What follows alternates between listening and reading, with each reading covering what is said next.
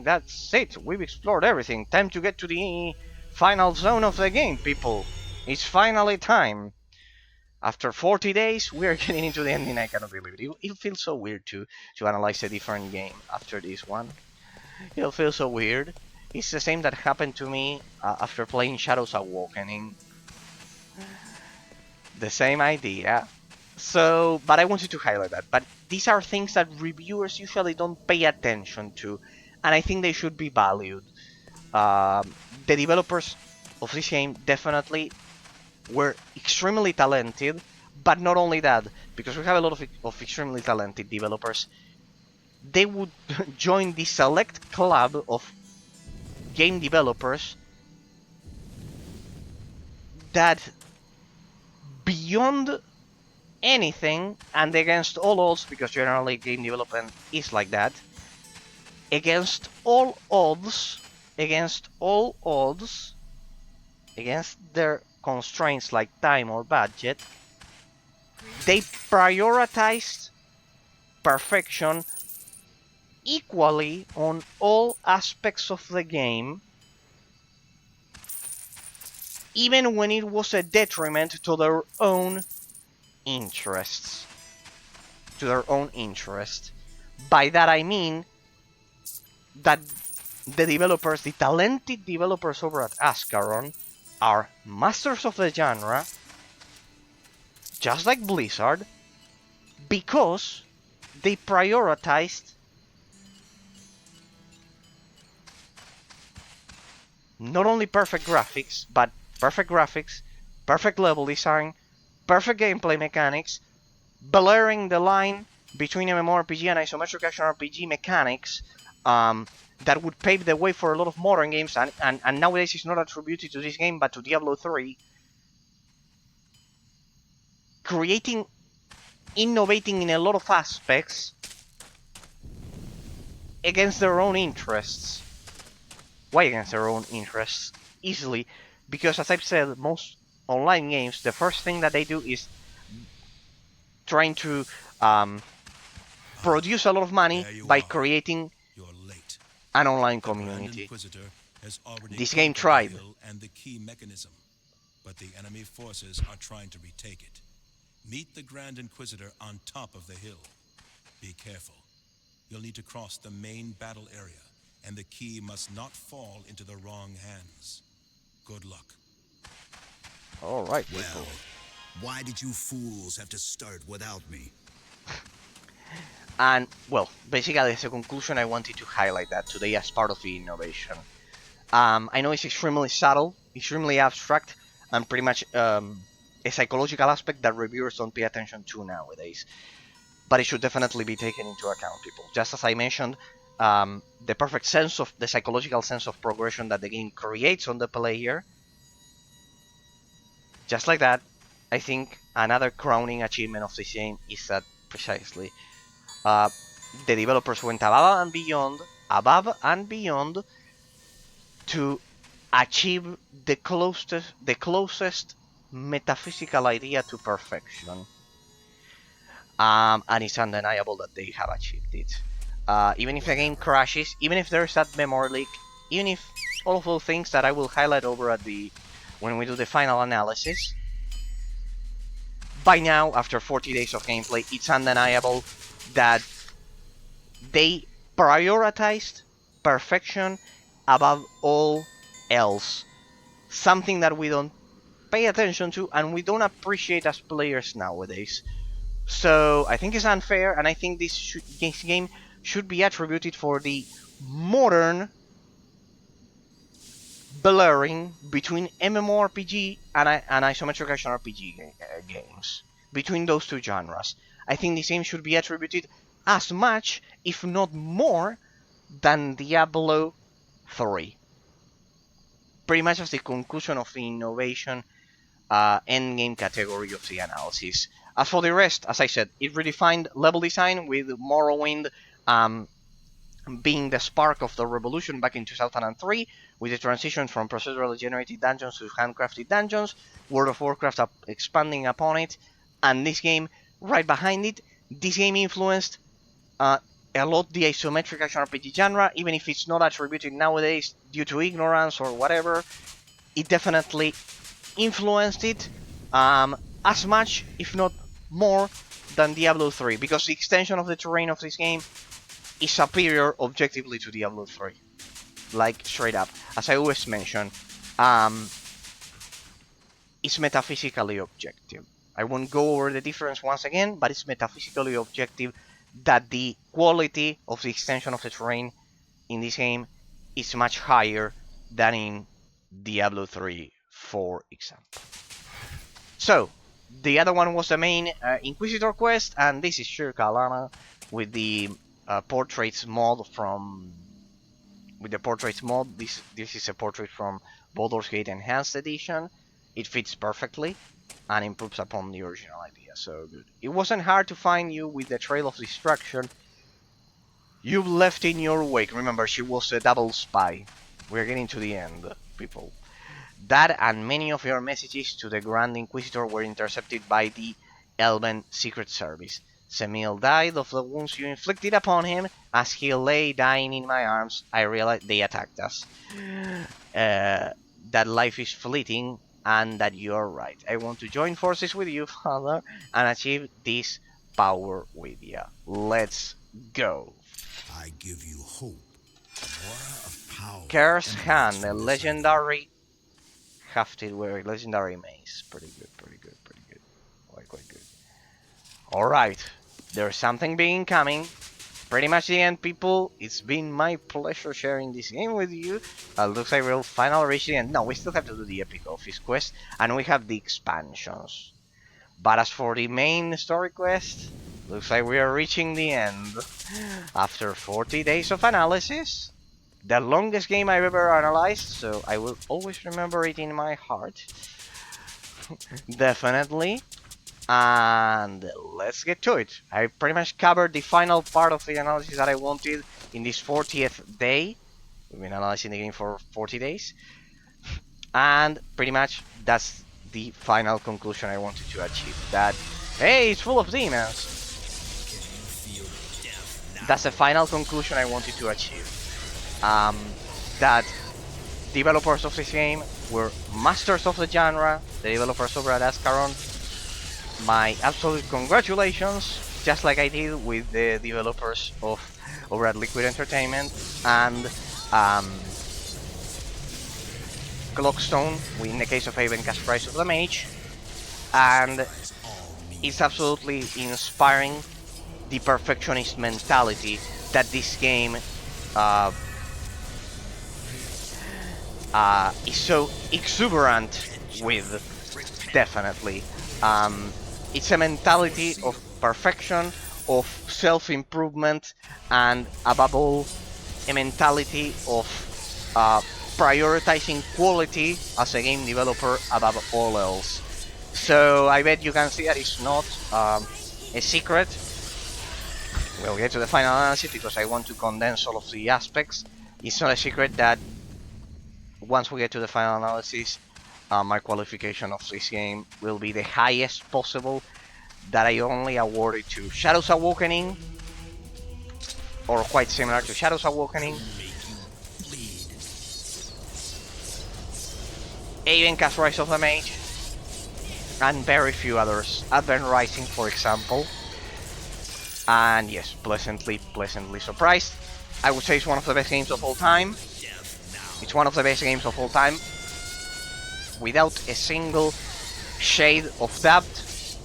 Objectively, it's not a matter of my mental perception, as I always say, people. It's not a matter of my mental perception. It's not that. I gave you logical reasons throughout 40 days.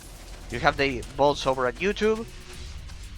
You will have the final analysis once we finish, but into the fire from which you were born.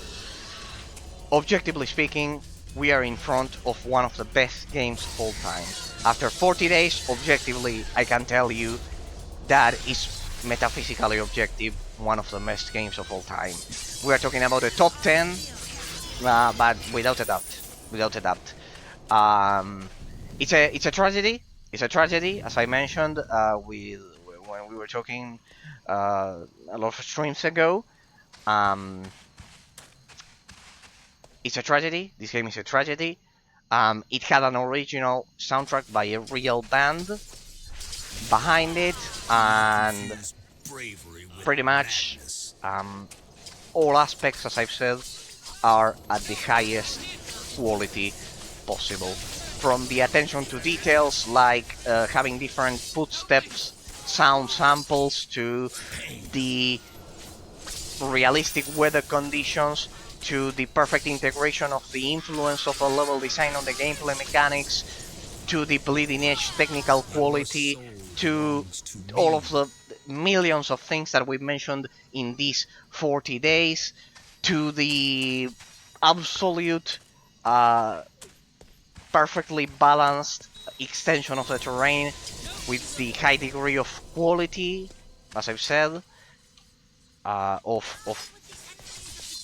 that you would normally stumble upon in much more smaller games, to the innovation, how it redefines the MMORPG genre and the isometric action RPG genre. It influences a genre that it doesn't even belong to. It is This game is the perfect combination of all of the things that I constantly mention about in my metaphysical analysis time and time again.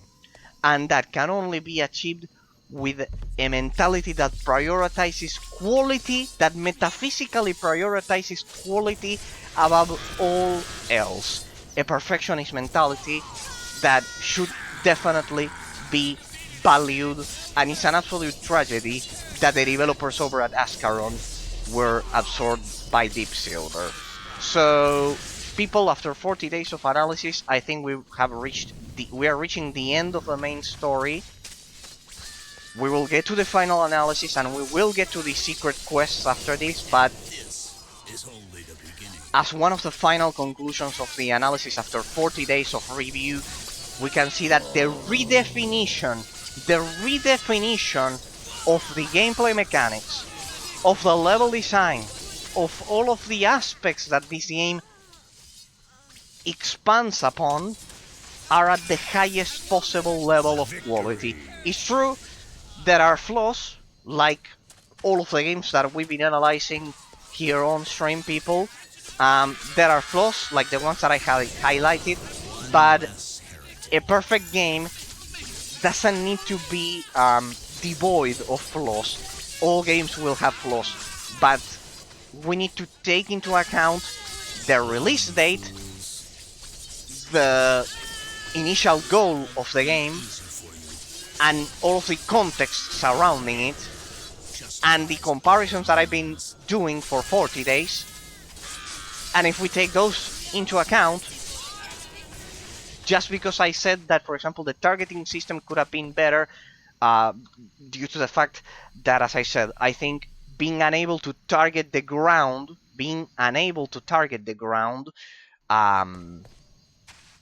with area of effect attacks,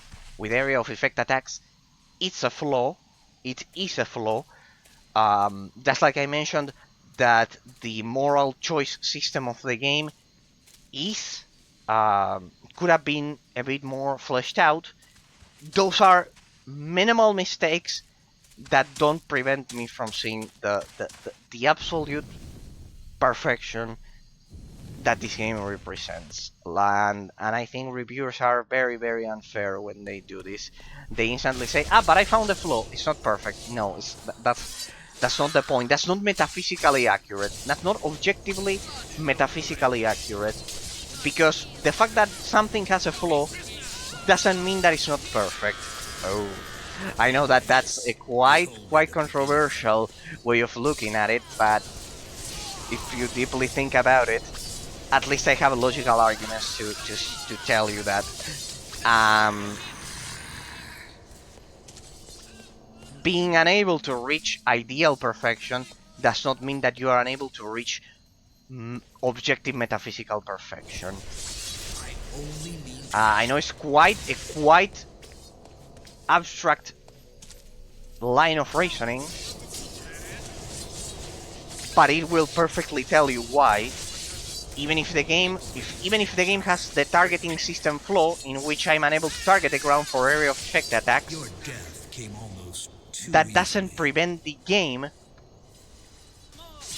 from being perfect. First, I And you will must be make you thinking, yeah, but we bleed. could create a game with that fixed, and that would be perfect. Or a game with a moral choice system that is not as ambiguous as this one. For example, implement the moral choice system of Mass Effect here. That would eliminate that issue that I mentioned, that sometimes I chose the incorrect answer when I didn't want to do so. That I chose the good answer when I wanted to choose the evil answer, or the other way around. Yes, you could fix those issues and the game would be better, so that would imply that this one isn't perfect. But that is basically um, missing the point. Is missing the point that metaphysically, as a metaphysical entity, this game completed all of the goals that it initially started when I started playing the game, that it originally shows the player. As I said, you won't find games with this degree of detail that'll give you so many hours of content while retaining that amazing quality. It's basically an offline MMORPG, and that is something, it's a very niche section of the gaming industry that few developers can achieve. For example, as I've said, Mythos is an example, Hellgate London by the same developers, very few games, and those don't come even close to the degree of mastery that we are witnessing, that we have been witnessing for 40 days here. Because of what I said, because this game is a perfect marriage between those two philosophies, between the philosophy of procedurally generated massive open world games from the 90s, like Daggerfall, and the perfect degree of precision of handcrafted dungeons that you would normally stumble upon in games from the 7th generation onwards at all. Of handcrafted elements, but without the massive extension of this game. People. Pretty much. Pretty much. And like that element, I've been mentioning for 40 days, a myriad of elements that I won't repeat. You have the bots, you have each one of them. I analyzed the game, kind of like I dissected every possible influence and everything that the game, every single idea that the game proposes to the player, and they were all amazing. Another flaw that players could mention, which I think isn't a flaw, arguably, is the fact that the side quests follow the development philosophy of early 2000s MMORPG games, in the sense that side quests aren't voiced and they don't put the emphasis on the storyline, but on what we usually would call fetch quests. But I think that's a terrible mistake to call. I mentioned this. I think it's a terrible mistake, that naming convention of fetch quest. It's a great mistake, but I'll tell you why. Because it conveys behind it the idea that the quality of side quests that aren't the main game that the quality emanates from the storyline rather than the influence of the level design on the gameplay mechanics. As I mentioned, for example, when I say that Sacred 2, let's bring it down to earth example because otherwise the theory is useless, as I always say. Let's use a down to earth example. when I use the naming convention of fetch quests, when I say that Sacred 2 has fetch quests, like in World of Warcraft, in a negative, pejorative way, I'm subconsciously implying that the focus of the quality is on the storyline rather than the influence of the level design on the gameplay mechanics. Why? Because they aren't voiced quests and generally involve bring me 3 bricks or bring me 10 bad hearts or something like that.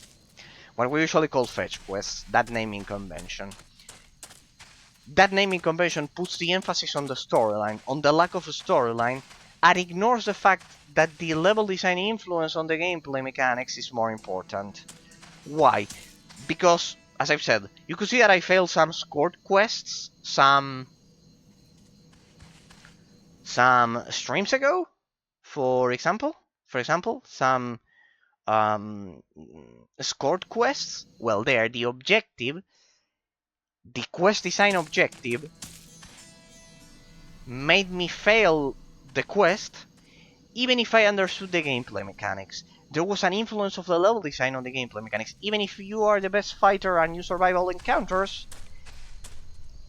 your escortees can be killed. So I think it's unfair, and you fail the objective as a direct consequence. So there you could see that the level design influence exponentially increased the difficulty of the game through that escort mission, through objective variety. The player didn't die, but he failed the mission. Why? Because of the influence of the level design. You had to escort people, not just survive yourself. When I called MMORPG fetch quests, when I use that Porsche naming convention, I think it's terrible because it ignores the fact that it's of the difficulty to implement a perfect level design influence on the gameplay mechanics. Think about it for a second, people. Think about it for a second. What is more important? That you get a nice little interesting story, or the fact that you lost the quest due to the fact because the objective variety in the game is so amazing that even if you master the gameplay mechanics, you can still fail the objective quest variety of the game. What is more important at a metaphysical level? If you think about it deeply, you'll come to the conclusion that the story is not as important as the influence of the level design on the gameplay mechanics. And as I've said, there are many more elements. For example, the game has a perfect influence of the reward punishment element on the economic system of the game in such a way that the player is economically punished in a bidimensional way that I explained and I won't go over it again. In a bidimensional way pretty similar to Dark Souls, for example. And not only you lose the cost of opportunity, of the loot that you would have gotten from the boss, but also the internal clock system responsible for increasing the rewards of the player is fascinating. That creates that negative economic ratio so that the player won't get enough gold, will get less gold than the amount of gold required to have a positive income of the in-game currency and buy potions.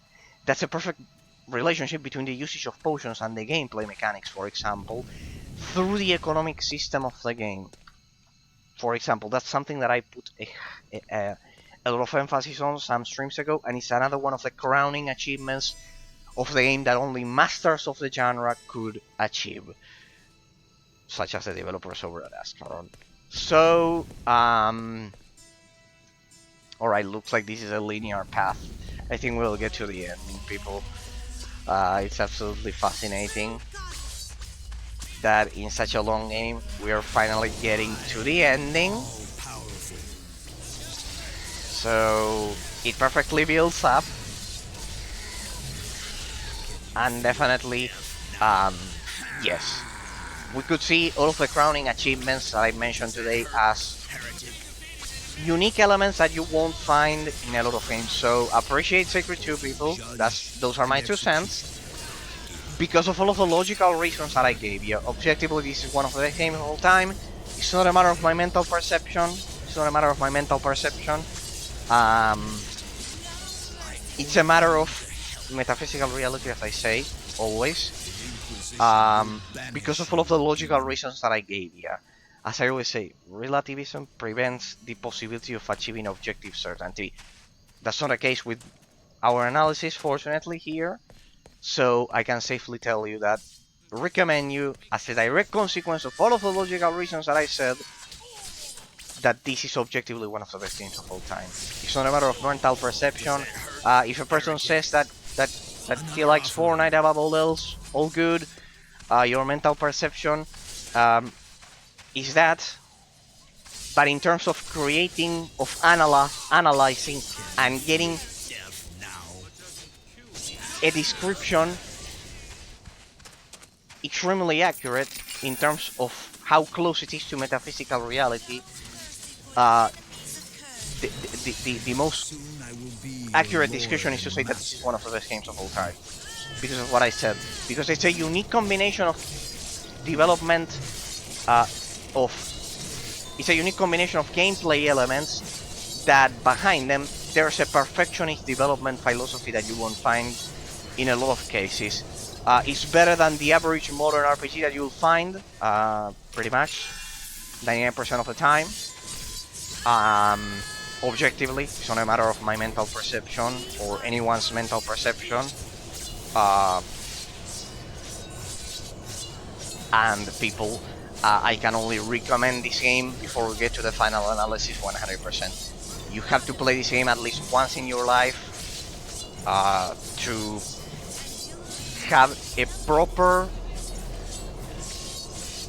mental model of the quality of the isometric action RPG genre. It's absolutely essential. It's absolutely essential. By now I have no doubts. I have certainties that are never reached through relativism. Relativism only reaches doubts. It's a permanent state of doubt, and my purpose here is to reach certainty.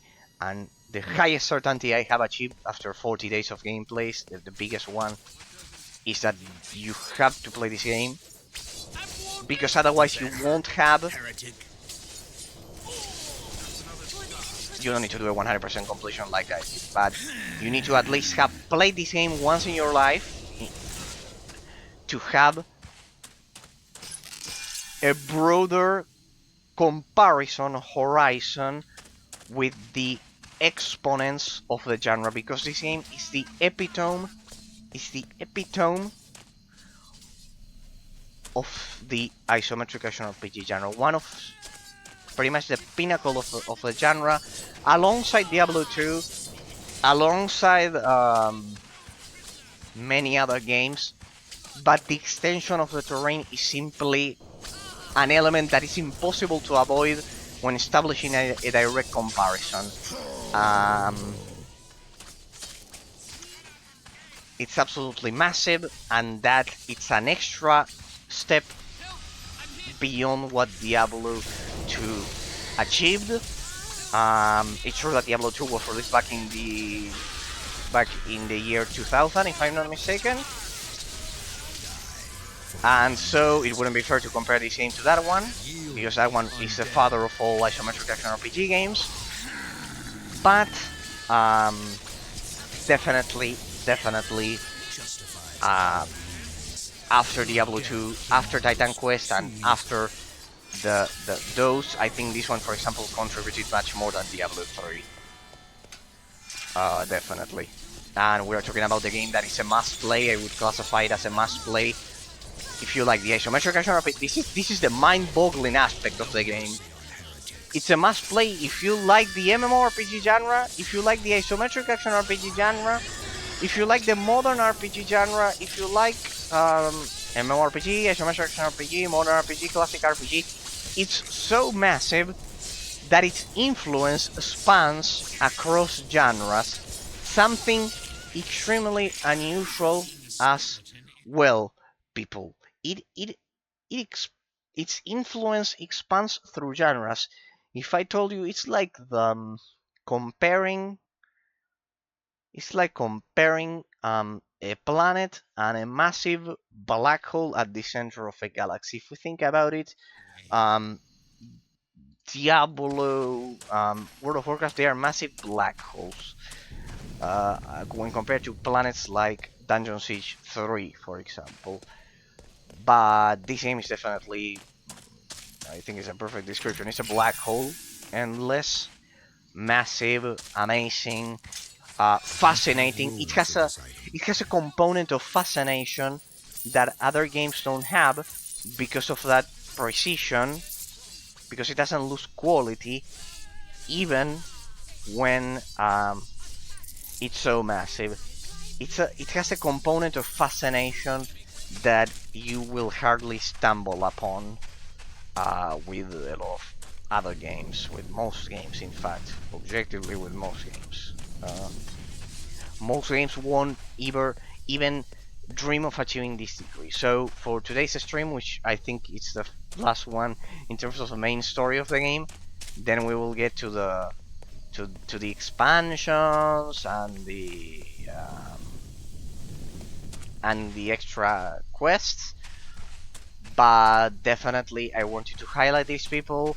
If we compare the extension of the game, the degree of perfection of this game to Titan Quest, to Diablo 3, to games from the late 2000s, this one is the pinnacle. It's definitely the pinnacle. It's a tragedy that it isn't more popular nowadays. As I mentioned to Scarlet Dragoon a lot of streams ago, it's an absolute tragedy. The density of side quests, very good. Thank you, you're here. I sent Ascaron employee there. Good. Well, I didn't mean to do that, but well. So pretty much, people. Pretty much. Looks like this is the final push, huh? This is the final. It's a linear area designed for the ending of the game. They even went through the trouble of doing that. So Titan Quest is amazing, but this game has it has a component of fascination with the extension of its terrain that, as I've said, you won't find it, and it's just, you know what this game reminds me of? It will be a pretty weird comparison, but Boktai, the sun is in your hand, which is also massive. On the GBA, and the same psychological effect. That I didn't know how that game could fit a Game Boy Advance. And just like that, I don't know how they could fit this game with the tools that they had available back in 2008. The same goes for World of Warcraft, and this game has that same degree of... It has that component of fascination. I think we have to go through this hole, or what? This is pretty much the ending of the map. What? No, it cannot be. We have to go back, or what?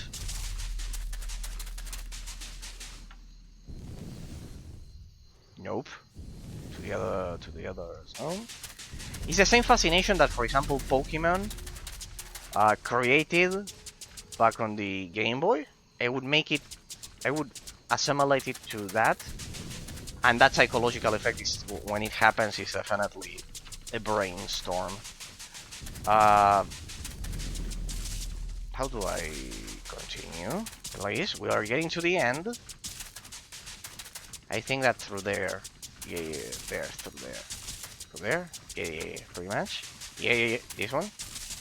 So, another thing that I wanted to comment is that the game, it's a perfect replica of Europe in terms of geography. It tries to replicate Europe, so the realism of the geography and the weather conditions, it's also something that, for example, World of Warcraft doesn't have to pay attention to. So the degree of realism is higher, it's objectively higher. You could see that I mentioned that, for example, as a quick brief summary. The jungle region has rain, just like in um, the UK and Ireland after the snow from the Atlantic currents of the Atlantic wind currents, and when they collide with mountains, they become rain. And that very same thing happens, for example, in the swamp region. I said jungle, in the swamp region, and the level of realism is unprecedented. So pretty much, as I said, it has that component of fascination that other, even massive open world games don't have. And in terms of the fantastic aspect of it, if we take into account that, the T-energy idea, the all of the cultural references of this game, like for example, when the Inquisitor says, "Bring Elvis back from the grave, T-energy, not putrescence such as this," or the references to Star Wars, or I don't know, the philosophical phrases over at the tombs also tell me that the developers of the game had a high degree of culture. The developers were German. They had a high degree of culture because of all of the philosophy tombs, all of the philosophical phrases I saw at tombs. The fact that they paid respects to the beta testers and players of the game, that the tombs have all of those philosophical phrases. This game is also exuberant in terms of culture. It's a game that is designed for that only. It even has how do I put it? The game is appreciated. There's an extra degree of appreciation of this game from a philosophical standpoint and cultural standpoint. Not only because it's a replica of Europe, not only because of that, because the philosophical phrases over at the tombs and everything, and the cultural influences of the game, you can perfectly identify Germany, France, Switzerland, Italy, the UK, everything. The cultural inheritance of this game,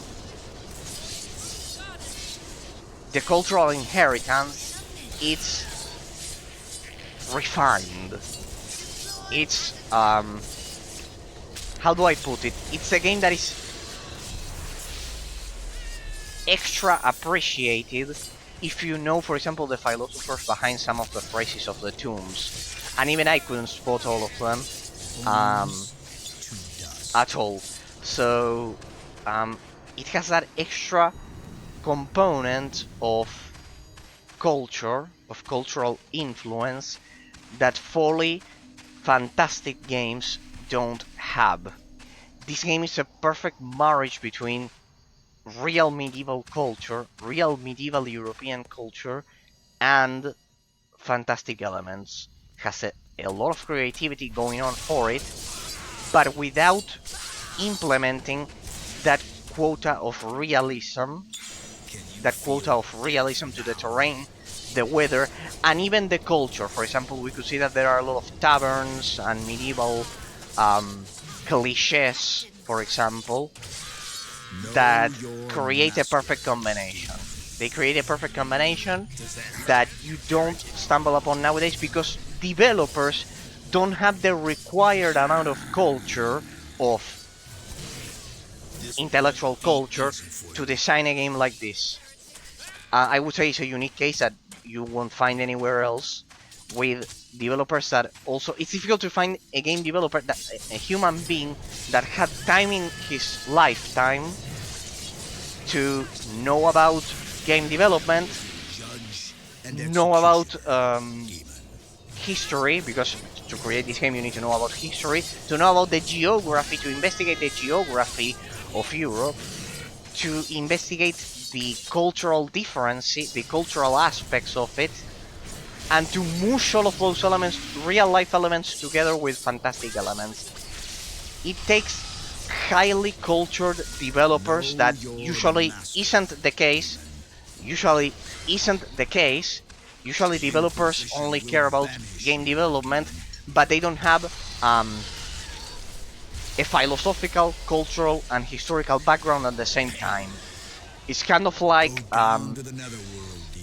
stumbling upon cultural behemoths that could perfectly combine elements, and I can clearly see them. I don't know if the average uh, game reviewer would be able to see it, because it's the same for game reviews, that they don't pay attention to those things. That this game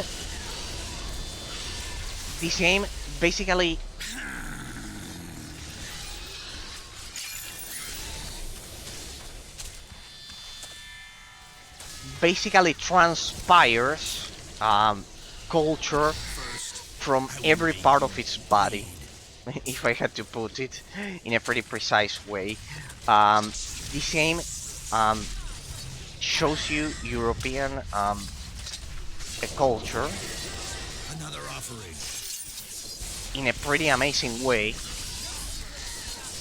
with a perfect philosophical background. And in order to achieve that, the developers of the game need to have a high degree of culture that you normally don't stumble upon. That's part of a general process of degradation that we've seen in later years. That's a mental perception of people. But pretty much, I think it definitely has to do with a process of degradation that we've seen of culture. Not about being ultra intelligent or those things, or the fact that I can, for example, I don't know, solve a pretty complex mathematical equation, which I cannot. I'm actually terrible at those things.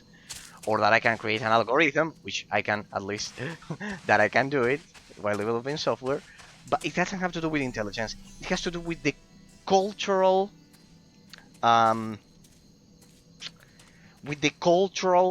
excellence when developing the game. The developers of the game knew about history, they knew about philosophy, they had a general culture that nowadays it's uncommon to stumble upon. Generally, there's a high degree of, it's not illiteracy, it's ignorance by a lot of modern game developers, because they don't have a cultural background, and they use movies. I bet you've seen it, people. They use movies as the cultural background of your game, which I don't say it's wrong, but definitely it's inferior, objectively inferior, when compared to the huge cultural background of Sacred 2. That's one of the most unique elements that I wanted to highlight as part of the innovation category of the analysis. It redefined the influence and the importance of having general culture as a game developer, for example. I think this game, it wasn't taken into account, but that doesn't mean that it didn't redefine it. So, pretty much, I bet they read history books to create this game. They read history books and a much higher amount than the usual that we see nowadays, because some game developers still do it nowadays, fortunately. Otherwise, we would be in an absolute kingdom of ignorance, because there wouldn't be any historical reference. Everything would be fantasy. Know your master. But the degree of integration of this game, I think, is the most perfect I've ever seen, between general culture by the game developer and the fantasy setting. Because, for example, you could argue, Eraser, yeah, but Baldur's Gate is also pretty much European medieval fantasy and those things. Yes, but not to the degree of precision of this game. In this game, the NPCs behave like medieval people. In Baldur's Gate 1 or 2, Well, those had a pretty good direction there. But if you think about, well, let's make a more evident example. In Baldur's Gate 3 or Divinity Origin, this is the main flow of Larian Studios from the Belgium studio over there. From Larian. Larian creates, it uses a medieval setting, a medieval fantasy setting, but they place modern day characters in them. There's a dissociation between the cultural background of characters and the fantasy setting. There's an absolute dissociation. Like they are like any of us, a modern person from 2024, just inserted into a medieval fantasy setting. This game has cohesive characters that, because they act according to their personalities, to a medieval personality. Kingdom Come Deliverance is pretty good at that. I will grant it that, but in terms of isometric action RPG games and MMORPG games, I would say that Sacred 2 is the only one that does it. Kingdom Come Deliverance does that, for example. And you could think, well, but Eraser, the medieval fantasy setting is something typical that they all have. Yeah, but the degree of integration, and it's not true. For example, in Larian, it's terrible at this. They implement modern characters in a medieval fantasy setting. They destroy cohesion. They objectively degrade cohesion when they do that. And this game is from 2008, and they perfectly understood what they needed to do. They did it, and they were successful at doing so. So, in that sense, the impressive thought of the day: we have games nowadays without cohesion between the medieval fantasy setting and the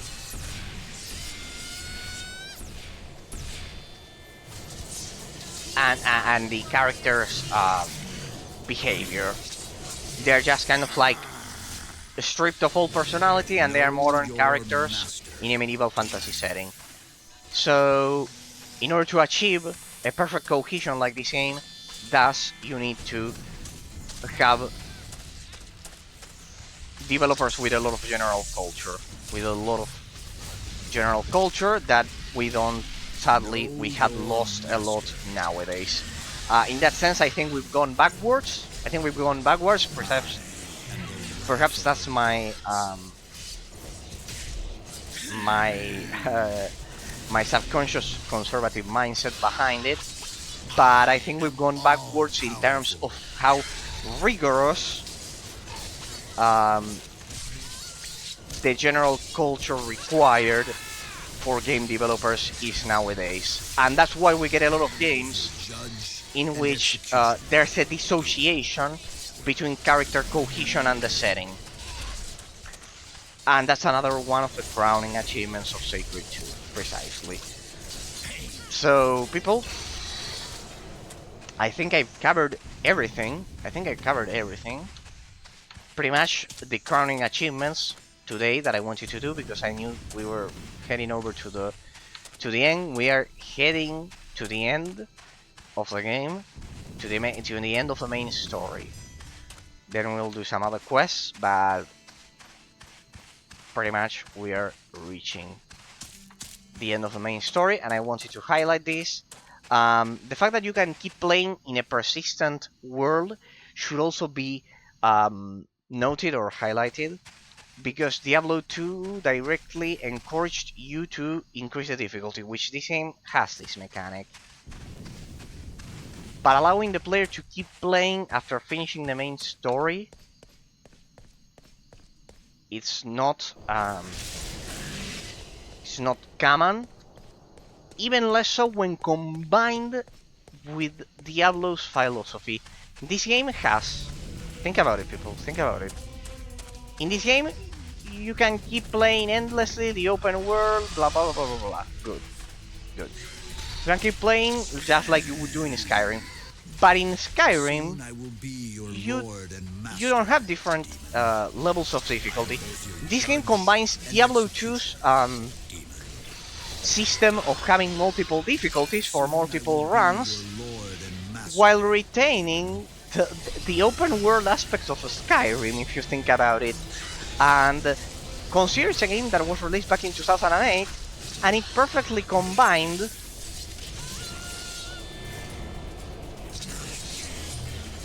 those two difficulty settings.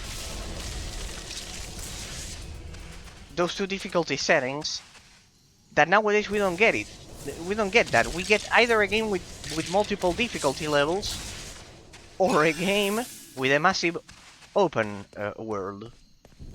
If we compare it to, for example, Hellgate London, which had 2 difficulties and no open world, this game has 4 difficulties and an open world.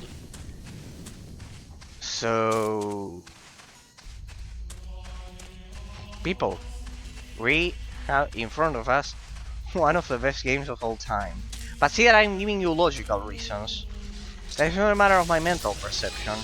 That is undeniable that it has... what's that?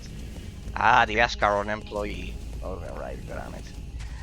That I better do this one now because, as you can see, it's a sacred area. It's a secret area, not a sacred area. They should have called them like that, sacred areas.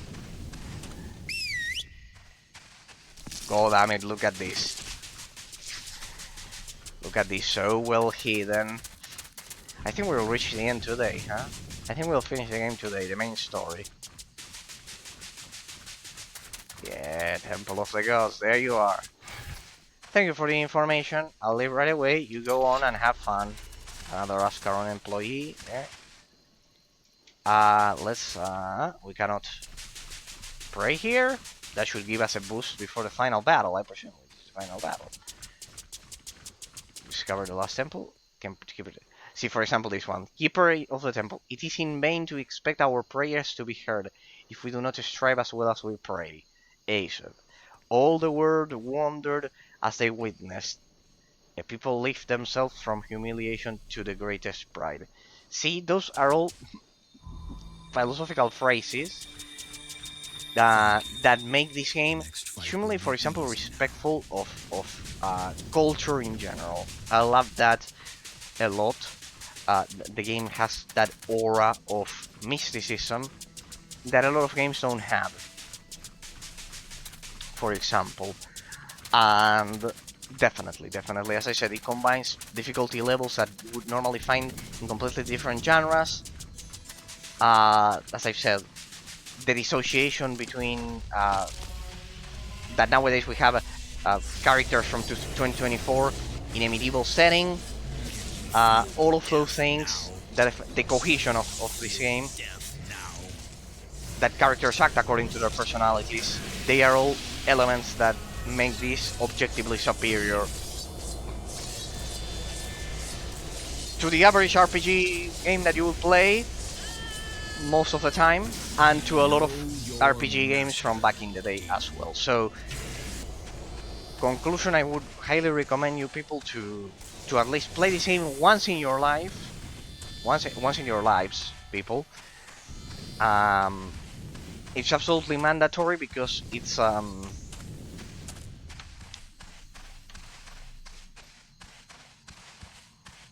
one of the big pillars of the genre, of several genres. As I've said, the influence is shared across genres. So, highly recommended, people, before we get into the final analysis. Before we get into the final dungeon, then we'll get to the final analysis and the other 2 zones. We still have the expansion zones and the secret and more secret areas, but pretty much this is the ending of the main quest. So, highly recommended. And it's an absolute tragic story. It's an absolute tragic fact that this game isn't more popular nowadays. So, an absolute tragedy. And I would highly recommend you to mod it, to take your time. It's well worth it to deal with the crashes, to deal with all of the technical issues that I have been dealing with, precisely because of that, precisely of how amazing, because of all of the things that I've been mentioning for 2 hours, that the game does feature unique elements that you won't find anywhere else. So that's a bit depressing, a bit of a depressing thought there, that a game from 2008 has elements that you won't find anywhere else. But on the other hand, just like I mentioned with Even Cast Rise of the Mage, just like I mentioned with Advent Rising, which is the predecessor of Mass Effect, for those of you who don't know, Back into the fire from which you were born. just like those games, Judge and execute. you will have a unique experience if you play Sekiro 2 that you won't find anywhere else. Personally, one of the top 10 games of all time. We're going up against Guardians here. See, there's even enemy variety here at the end. At the end, they include enemy variety. Like my joints. We are going up against both of them, both the Temple Guardians and the Demons, because of the mod. And as you can see, people, it's a top 10. It's a top 10 of RPG games of all time, and top 10 games of all time. Definitely. Any other conclusion would be hypocritical. It wouldn't be realistic because of what I'm mentioning. Just like Advent Rising was one of the best third-person shooters of all time because it inspired Mass Effect. This one is definitely one of the best. Isometric action RPG, MMORPG, and modern RPG. A95 much better. There we go. Games of all time. So, because of all of the logical conclusions that we've reached in these 40 days, because of all of them, not because of my mental perception, because of all of that, I can highly recommend anyone watching this, if you haven't watched the rest of the series, that this game is amazing. The only thing that one could possibly add is dailies at this point, daily missions that are procedurally generated. At this point, is the only thing that we could add that I can think about with a lot of effort that we might need to incorporate daily missions in the same vein as an MMORPG. Trying to nitpick and be perfectionist, but pretty much that's very well compensated with the extension of the terrain, and pretty much a second playthrough of this game will provide you more replay value than any daily quest that MMORPG games could potentially give you, if you think about it. So we need to be fair as well. Because I think a second run of this game, which we are not going to do definitely, otherwise I would go crazy. A second run would provide more replayability than even modern online RPG games, huh? It would provide more replayability if you think about it, because if you don't play modded, you would have gotten. I would have gotten. If I hadn't played the game modded, I would have gotten different quests in a second hypothetical scenario. So variety is enhanced in a second playthrough, and it's absolutely amazing. So, as far as I can tell, people, we are in the presence of perfection. We are witnessing perfection with this game as it unfolds. It's absolutely fascinating, and definitely one thing we can all agree and say for sure is that this game deserves much more praise than what it has had. On top of all, the story is pretty good for both the good side quest and the evil side quest. Like, it reminds me a bit of Borderlands story. If I had to establish a comparison, Borderlands story, quite similar. Damn it! Damn it! Damn it! Damn it! With the guardians and everything protecting the chamber and that. Hey, we're good. Ragnos Slayer, what's that? Oof, we're beginning to get the legendary items, people. But yeah, if you think about it, it has more replayability than Skyrim, World of Warcraft, everything.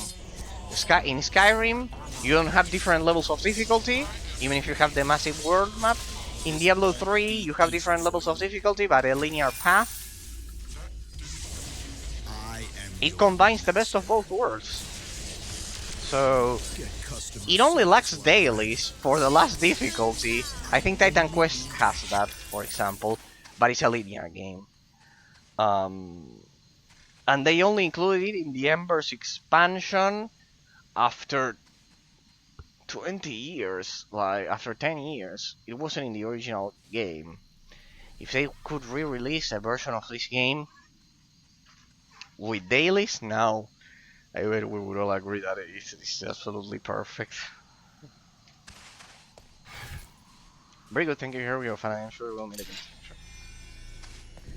Ah, the last. Or not. The last Ascaron employee, could it be, people? Could it be? We're at the very edge of the map. Now, this is intriguing. Get ready for the ending, people. Get ready. Started with blood, ended with I think it's just it still has a section of the map. See, this is the perfect influence of the level design on the gameplay mechanics that I always mention. See how narrow the passages are, so the player has no room to maneuver, to escape, and it's highly probable that the player will be surrounded and killed. So another offering. Clear amazing, apparatus. pretty amazing. I hardly Ooh, believe ghost stories anymore. see how narrow the passages are. Top-notch level design. What I mentioned when I played Even Cast Rise of the Mage. The perfect influence of the level design on the gameplay mechanics. See that there's no room to maneuver and escape. Hey, they got pistols. I knew that that was a type of weapon in this game.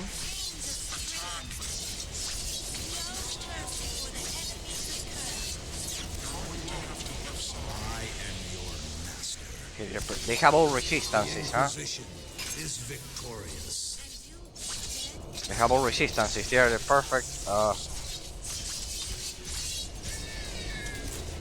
counter against all players. There we go. Here we are. Oh, mysterious machine. We have to activate it. Time to turn you off now because they are mechanical.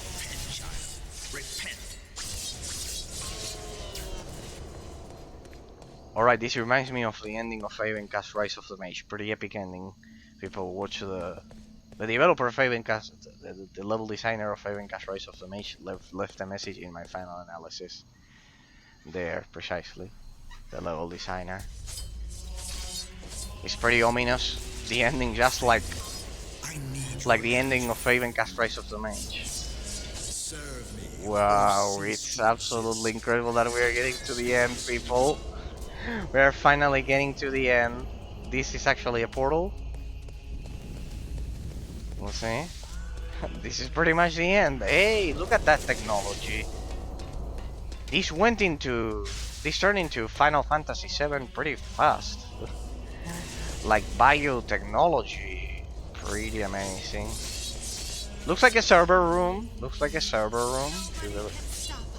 all of the guardians. First, and the fan fires. Wow. It also reminds me, you know, of which game of Xenoblade Chronicles. Xenoblade Chronicles does this mix of...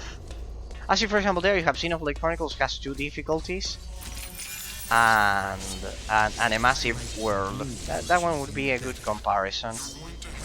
I only We are getting to the end, people. We are getting to the end. I cannot believe it. The end of the main story. Then we had 2 extra expansion regions. I cannot believe it. It reminds me of Xenoblade Chronicles. It reminds me a lot of Xenoblade Chronicles. Or well, Xenoblade Chronicles will remind me of this game because this one was released previously. Quite amazing. Look at this. I bet they have a pretty look at the DT energy there. I have arrived. Have we? I bet they have a pretty complex explanation as to why the this is in a medieval fantasy world. Huh? I bet we'll stumble upon a quite interesting explanation. Death comes over you. I cannot wait, people. This is Anxiety Persona 5 after 40 days. This is pretty much the ending. I cannot believe it. Then we'll backtrack and finish the quest, of course. Yeah, but we have pretty much finished everything the game had to offer. There are some secret areas and the expansions, but it's logical that we finish the main story before the expansions. They even incorporated a sound sample for the metal, only for this section because this is the only cave like this. Great machine! Here we are, people. Here we are. Yes, the ending of Sacred 2. The ending, people. It is here. It is here, the ending of the main game. Then we'll do the expansions. Can I loot? The first thing that the player thinks about is looting. This is it, people. So much the energy all over the place. Reminds me of the ending of Borderlands 2.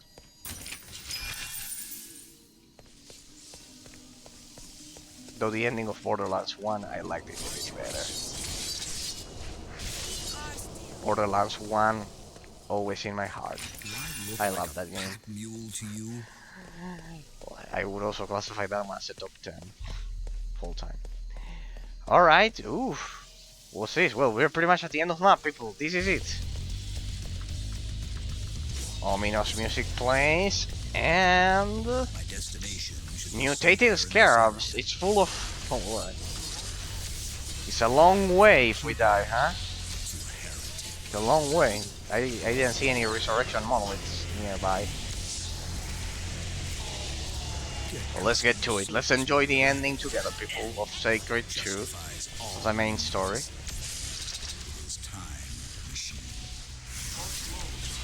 Let's give it all we've got.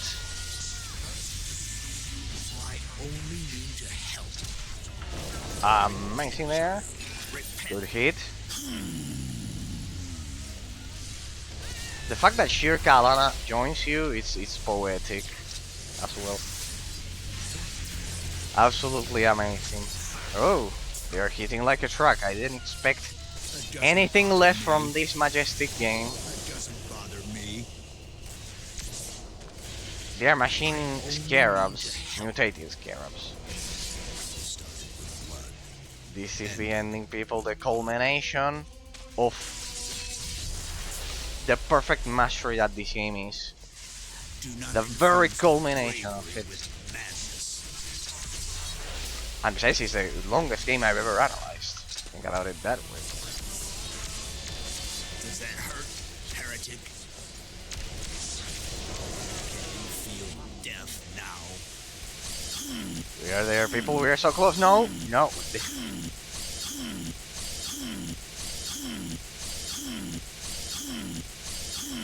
What a terrible moment to crash, but I saved some seconds ago, so we won't restart. We won't restart long from here. How? Hey, 4 hours without crashing. That's amazing. 4 hours without crashing. Now I feel now I feel successful. When we started playing the game, it wouldn't last more than 30 minutes without crashing, and now we have almost 4 hours. Damn it. Shit. Don't worry, I saved some seconds ago, so we'll appear there. If the game does close.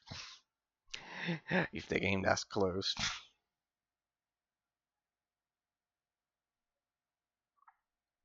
Pretty much. Thank you. There we go.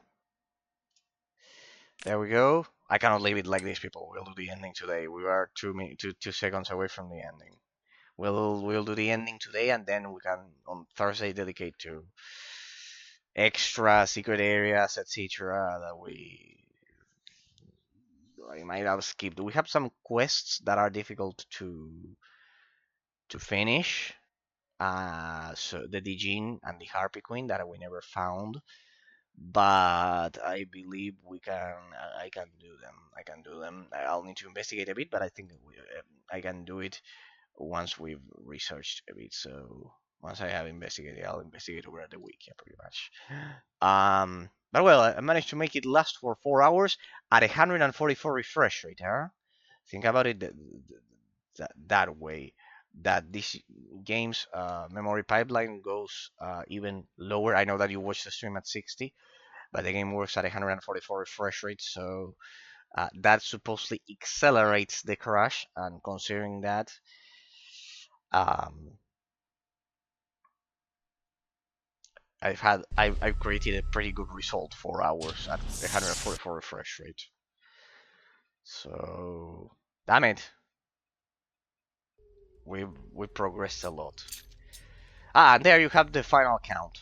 6 days, 19 hours, 18 minutes, almost 7 days. Almost 7 days. And it's quite precise, huh? Don't think that it's like modern games that they don't measure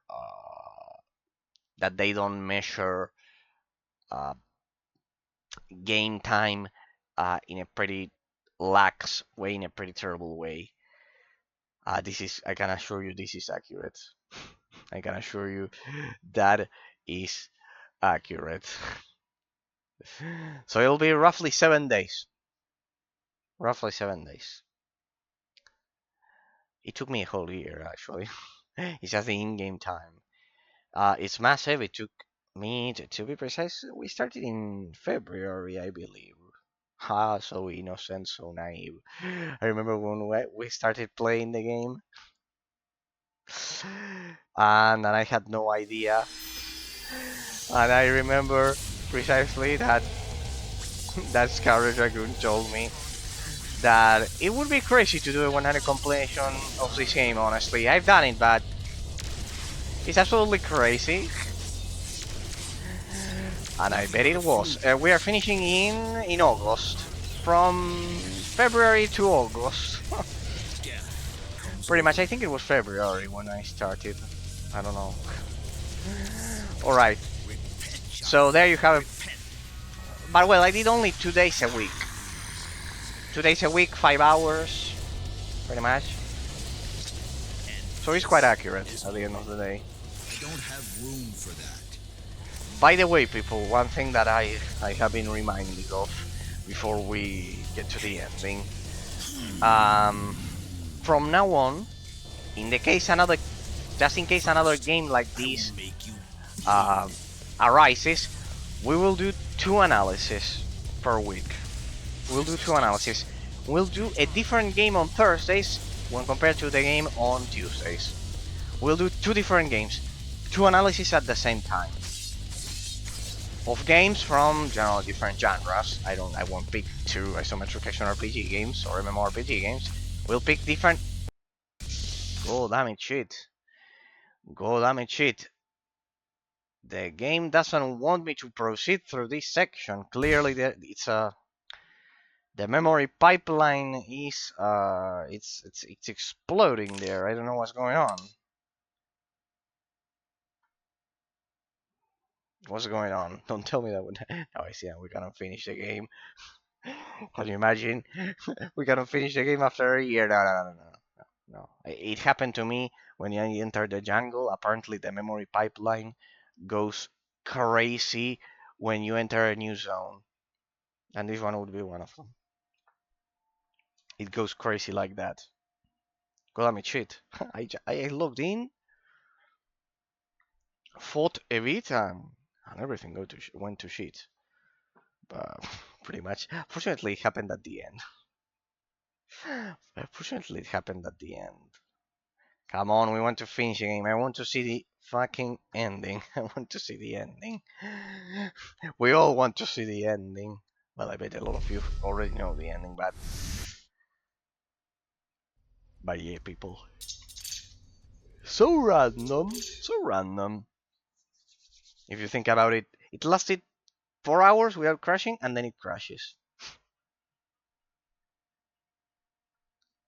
Uh, then I'll have to rewrite the title of this stream as the ending. One thing, we'll do 2 analyses per week. We'll pick 2 games just in case another game is like this one and lasts a long time, so the analyses aren't stagnant. So I don't have to focus on the same game constantly. We'll do 2 games per week. We'll do 2 games per week. And we'll analyze different games from different genres. And another thing, once again, please, if you made it to the end, if you watch this, pixel generator over at Discord, please, if you are watching this, please reply to my message. I sent you a message asking you if what's your corresponding Twitch account. I deeply thank you for being for joining the Discord from the bottom of my heart. Truly, truly, all of you people in general, you as well, Pixel Generator. But I cannot see your corresponding Twitch user over at Discord, and I need to do so to recognize you. Otherwise, I don't know what user over here at Twitch you are. Please reply to my message, just so I can recognize you. Just so I can recognize you. Please, please, pretty please. And if you found this stream through YouTube, which could be the case as well, just tell me your YouTube user, so I know who you are, because otherwise I don't know, I cannot recognize you if you are watching this. Pixel Generator over at Discord, please. Please visit please visit the Discord for a sec and reply to my message. I sent you a private message, a DM. Please reply to me. It's just some seconds, please. I need to recognize you. I need to recognize you, so otherwise I don't know who you are.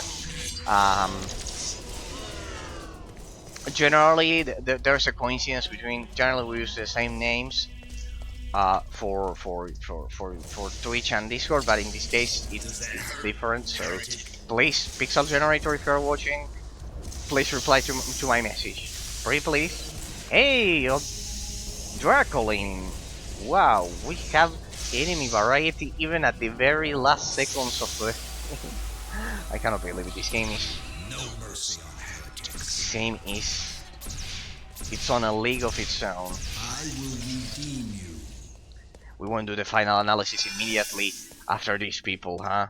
We won't do the final analysis immediately after this. We are right at the end after 40 days of review. We're right at the end. Pretty much. Then we'll get to the final analysis, but... Ah, there's a resurrection monolith there. Let me activate it, just in case. See that there's enemy variety even at the very end? Even at the very end of the game. Even if I could have, I would have never been able to calculate the perfection of getting to the end of the game after 40 days of analysis. So, because of the things that we've mentioned, and everything, as a general conclusion of the series, people, this game is a must-play. Not because of my mental perception, but because of the metaphysical reality behind it. You will get the extension of the terrain of a full-fledged MMORPG with the different difficulties of an isometric action RPG like Diablo. Absolute perfection that could only be designed by some of the greatest minds in the history of gaming. Kudos to Ascaron, to all of the developers of this game. A huge congratulations, and only a perfectionist mindset could achieve this degree of perfection. A must-play people, and it is metaphysically objective that this is one of the best games of all time, without an exaggeration. It's terrible that nowadays we use that phrase as an exaggeration. When, like this is real perfection. Seraphim, we're going up against the Seraphim. This can't be the final boss, looks like. Or it does it. Okay, where's my doppelganger going to? It has a shield. Is it impervious to damage? No, it's not impervious to damage. What is going on? There we go. Why are you attacking my doppelganger? Here, let me resummon it, so we can have a normal fight. Here we go. A one-hit kill. Pretty good. This can't be the end, people. Wow. It goes on. Let me see. It goes on. The Wastelands was completed.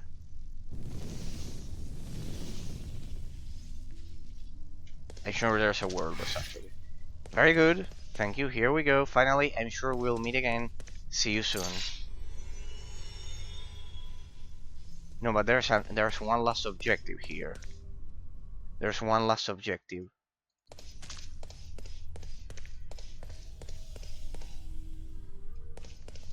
Let's get to it. We open this, and we unlock the monolith. I see it there. Hang on a second. Let me unlock the monolith first, people. Let me unlock the monolith first. Or not.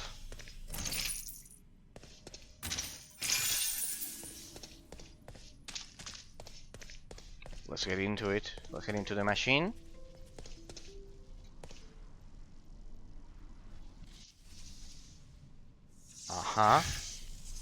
There it is. No, it's not the ending. It's not the ending. What's this place? Where are we? Looks like we are not at the end, guys, huh? Looks like we are not at the end. Well, we've already finished pretty much with the analysis. At this point, 40 days of analysis, people. And we can safely say that we have witnessed the existence of one of the best games of all time. Definitely a must play. It goes on. What's this? This is the very end, eh? This is the very end. The anxiety, people, after 40 days of gameplay, of a 100% completion. The anxiety. But well, because of all of the reasons that I mentioned in these 4 hours, the perfect integration of the level design with the gameplay mechanics, and the perfect extension of the terrain combined with the high degree of details, and pretty much the perfect metaphysical influence that this game has, it can only be achieved by the most incredible gaming minds ever in history. Period. Alright, looks like this is the ending. Looks like this is the ending. After 40 days. You've served quite well, and your job is almost done. The last task for you as my pupil is to hand me the key. Grand Inquisitor, not gonna happen. You can only choose decline, precisely what I was mentioning, the perfect integration of a moral choice system in an MMORPG. How weird that is, how uncommon that is. So, we decline.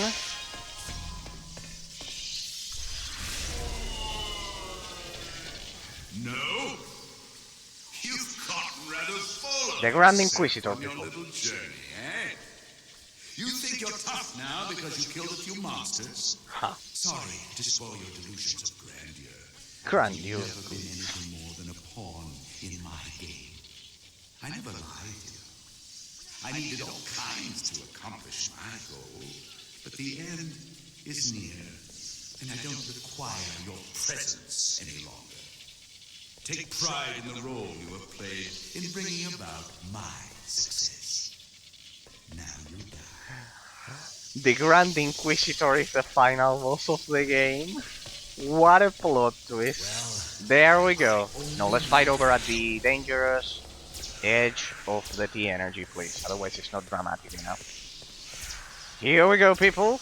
Inquisitor against Inquisitor. Here we go. What an irony. Let's go. Let's see who mastered the class.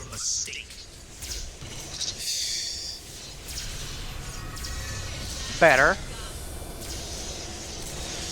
Ah, you're attacking my doppelganger. Quite interesting. Let's see. We are reflecting all the damage. What's the meaning of this? There we go. Pretty good. This won't be easy for you. Huh. Guard, there is nothing left to protect. Can you feel death now?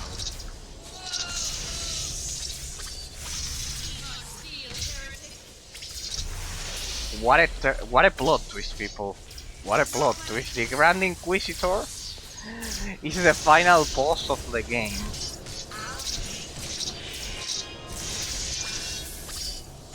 Stop it, Shirka. Well done. Oh boy. Second phase. I didn't expect less from this game. Guilty as charged. By guilty. Guilty. This is the only time I've seen the Inquisitor dispel judgment like this. There we go. Final boss. Right here. It's true that he was a high elf.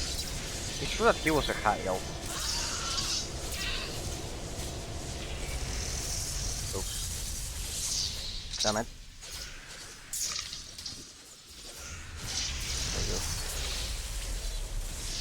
Careful.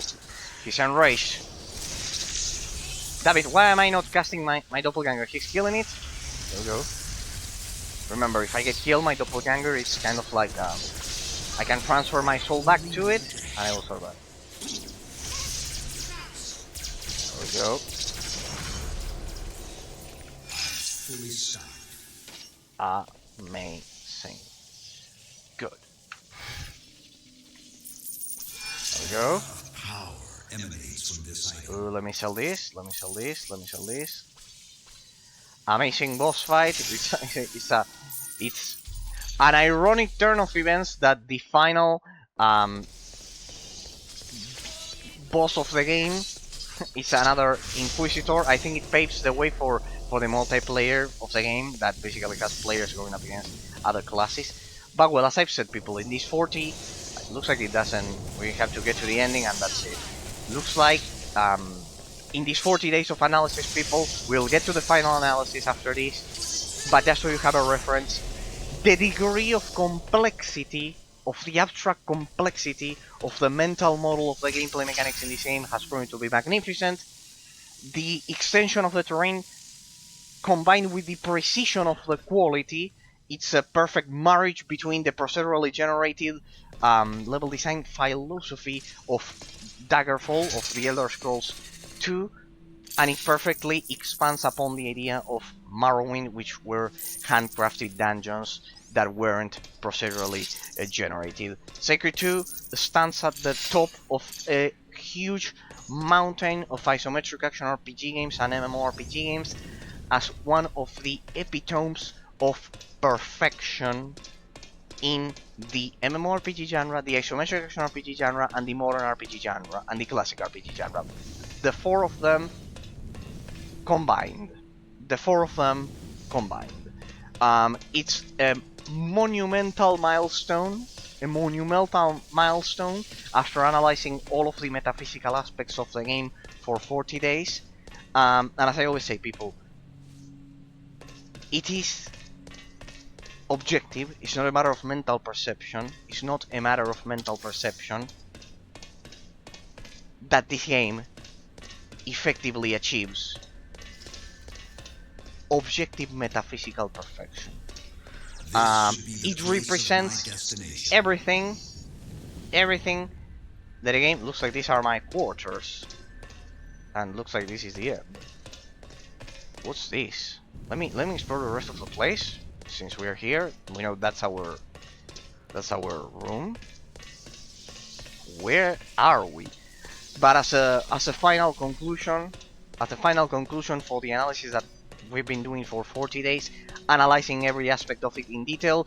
At this point, if you're stumbling upon this without watching the previous parts of the YouTube VOD, the only thing I could possibly recommend you people is to go back and watch all of the previous days of analysis in which we metaphysically analyze the gameplay, the level design, the influence of the level design on the gameplay mechanics, the technical part of the game, the everything, pretty much every single detail, the impact of the economic system on the gameplay mechanics, and the reward/punishment element of it. Okay, looks like the final boss is here. We're not done, huh? I think we're not done. That thing doesn't look like the Inquisitor. Looks like there's the real final boss. It's at the core of this facility. Looks like there's one more final boss. Then I'll have to relabel this stream as the ending, huh? That's the ending of the main story. I didn't think that we would get to it today, but well. I think this is it, people, huh? After 40 days of analysis, but as I've said, this game has a lot of crowning achievements from the influence of the reward-punishment economic system on the gameplay mechanics and how it creates a multi-dimensional... There it is, we have to grab this. That will probably open the door that leads us to the center, to the core of this facility, and to the final boss.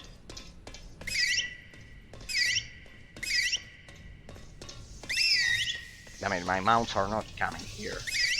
They are not coming to me. Where's my spider? Well, Lucifer will use the horse. Doesn't matter. Let's get to it, people. Looks like there's one last final boss that separates us from glory.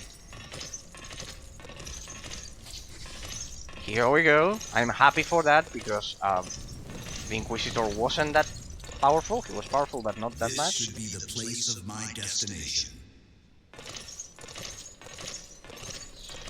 Now it feels like Metroid Prime. Didn't you know that for Metroid Prime to unlock the boss, they lock the boss behind a lot of keys that you had behind 12 keys? There it is. The Nameless. In my way on the path to the ultimate power. The Nameless Guardian. There it is. It feels like Borderlands all over again. Amazing, amazing, absolutely amazing. We have the Inquisitor as one of the final bosses, and here I have to open all of the releases. And since the game is modded, we'll go up against two final bosses, two Nameless Guardians, which will be the ultimate test for our skill tree, to verify that we have the best, the ultimate Inquisitor skill tree ever. Yeah. Alright. One of them deals fire damage, the other one deals magic damage. That will be terrible to deal with. Let's go, people. 40 days of analysis, and it all comes down to this. Can I attack it? 1, 2, 3, 4. All 4 elements. I have to attack them. This one has all resistances. It's one at a time. Let's go. Magic Guardian. First one. Let's see. This is the final element of the analysis, people. The final world boss fight. Let's see. Level 75. Oof, it hits like a truck. And my doppelganger is attacking the other one. And it spawns guardians as well. Well, I mean, get ready for one of the most legendary world bosses of all time. At this point, what's that? What's that? What's that? What's that? Let's see, huh? I think I have 300 potions or so, so we should be good to go. Let's do it, people. Hope you're gonna appreciate it, because it's not every day that a game that took me 7 days of 7 days multiplied by 24 hours of gameplay to get to the ending. It took us 40 days since March that we started this journey. Hope you can appreciate that we could achieve a 100% completion of it, and we are getting to the end. We still have some quests to do, but they are basically secret zones and everything. As a conclusion for the analysis, people, as we get into the final world boss of the game, Sacred 2 is the pinnacle of game development. We'll do the final analysis, but as I've said, this game is the pinnacle. It's objectively superior to most isometric action RPGs, modern RPG games, MMORPG games, and it's a must-play for all of you at least once in your lives.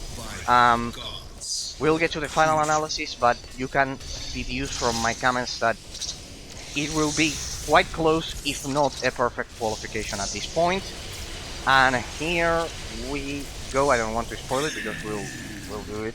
We'll do the final analysis after this on Thursday, or after we do all of the side quests. But by now you can see that the perfect integration of the influence of the level design on the gameplay mechanics. Second round. Here we go, second round. This is only the beginning. The perfect integration of the level design on the gameplay mechanics, everything that we've seen up until now, the perfect MMO mechanics implemented to group content. Ooh, what the? That one has a nasty fire attack. We will need to switch our resistances. Amazing. The final boss of the game damn it, there's a third one. And there's a fourth one. Well, damn it, shit. This is getting out of hand. Let's see what we can do. Definitely lives up to its reputation, people. Definitely lives up to its reputation. Let's see. God damn it. I didn't know that the mod would affect it so much as to go up against 4 world bosses or some shit like that at the same time. Let's see what we can do. They killed my doppelganger. We'll stop the analysis for a sec here. Let's enjoy the last world boss fight of the game. I need to avoid that guy. This one? This one was the one that we were attacking. We were attacking the one that dealt magic damage. Wait. God damn it. Not this one. This one? Oh shit. This one definitely pushes the limit. You won't see the normal world boss fight like this, huh? If you are playing an unmodded version of the game. This is because of the mods. The mods duplicate the world bosses, and since in this world boss it's already duplicated, it gets exponentially multiplied. It's 4 world bosses in one. But I think our skill tree will do it. This one is the one that we should be attacking. I just need to be strategic about it. They stunned me. There we go. Let's get rid of this one. Let's get rid of this one. It's absolutely crazy. I think you won't find footage at all ever again of something as crazy as this. As going up against the modded version of the world. That means I need to remember to avoid that arrow of effect attack. Serve me or cease to exist. Come on, come on, come on, come on. This is like Borderlands all over again. Oof. Nasty attack there. No, this one. This one. This one. Quickly. The normal version of this world boss fight, it has to be half of the amount of world bosses that I'm going up against. Why? Because thanks to the mod, they are generally duplicated. But the problem is that the last fight of this game apparently has several world bosses, so it gets exponentially multiplied.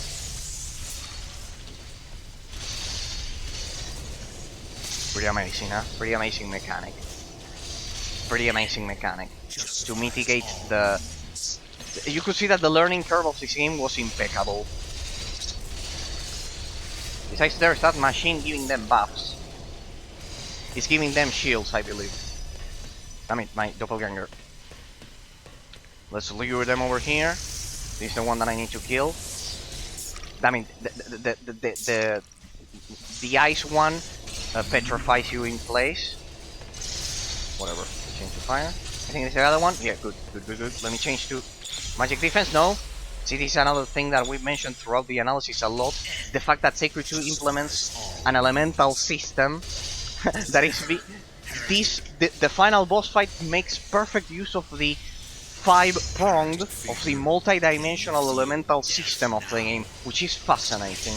Absolutely fascinating, people, if you think about it. It's just like Cromorax the Invincible in Borderlands 1. It makes a perfect use of the elemental system of the game. You have to deal with all types of damage and all types of resistances. And something that I mentioned in my analysis is that contrary to Borderlands, in which you just use the elemental system offensively with your weapons, this game is also forcing the player to use it defensively. See how it's forcing the player? You can see it perfectly at the final boss fight. It's fascinating and poetic. That pretty much the final boss fight, it's a culmination of understanding the elemental system of the game in a defensive way, which is the signature of Sacred 2. Because if you got, I think we beat the magical one. There we go, one down. We are making it. We are doing it, people. We are gonna do a first try. No. Let me go for. Ah, we can attack those as well. We might have to attack those, so they don't spawn or what? And so they don't provide them the shield, probably. I mean, nice particle effects, by the way. The normal boss fight will be without so many of them, I presume. It'll be without so many of them. We can do it, people. We can do it first try. Even if it's a modded version and we're going up against 4 of them. It's absolutely amazing that, as I've said, Borderlands implements an elemental system which increases the abstract complexity of the gameplay mechanics. Shield, ice shield there, this one, fire shield. There we go. It's incredible how the last fight of the game is basically a revision of your understanding of the signature of Sacred 2, pretty much, which is implementing a multi-dimensional elemental system. In Borderlands, think about it, people, you only use the elemental system to pierce the defenses of the world bosses. Here you have to use them defensively with the relic system, and this fight, precisely, it's all about that. Because you have to protect against all types of damage. These are both fire damage, right? See, for example, normally there we would only get one of those. But thanks to the mod, which I highly recommend, it pushes the difficulty of the game to its very limit. One of the best world boss fights I've seen. Compare this to Cromorax the Invincible would be the equivalent, huh? But compare this to, for example, I don't know, Titan Quest, and here they... Oh, damn it, they dispelled my buff. I didn't know they could do that. Come on, give me back my buff.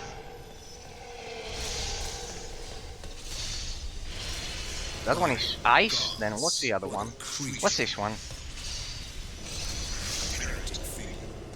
Oh, look at that, this one has a shield. But it's dealing fire damage, huh? It's dealing fire damage.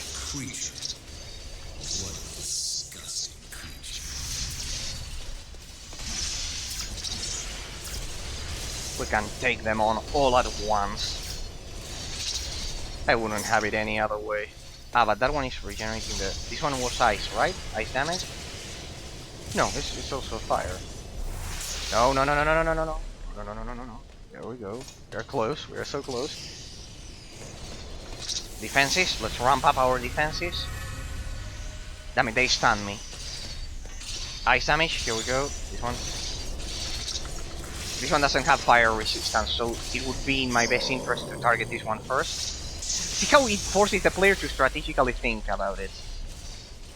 about the elemental system. Not only Sacred 2 implements a multi-dimensional elemental system, which increases the abstract complexity of the gameplay mechanics, which in turn increases the overall...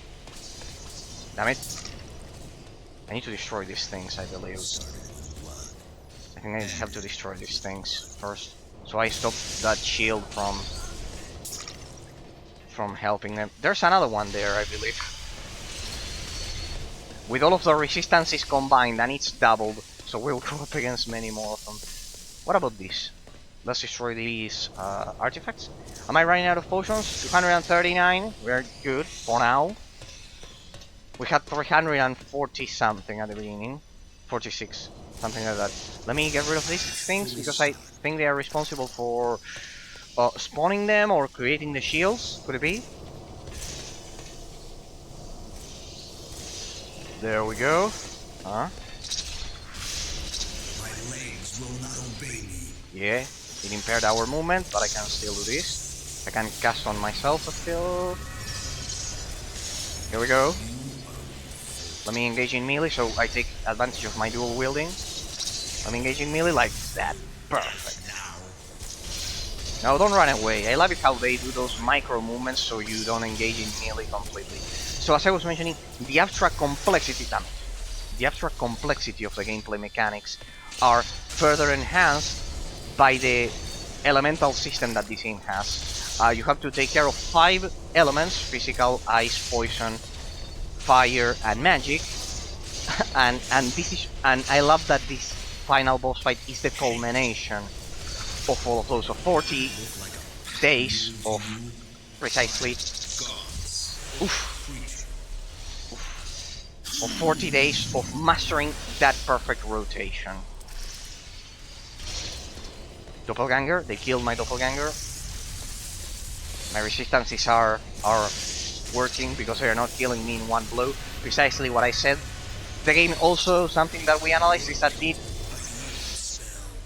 damn it. I think they are enraged, huh? I think they are enraged.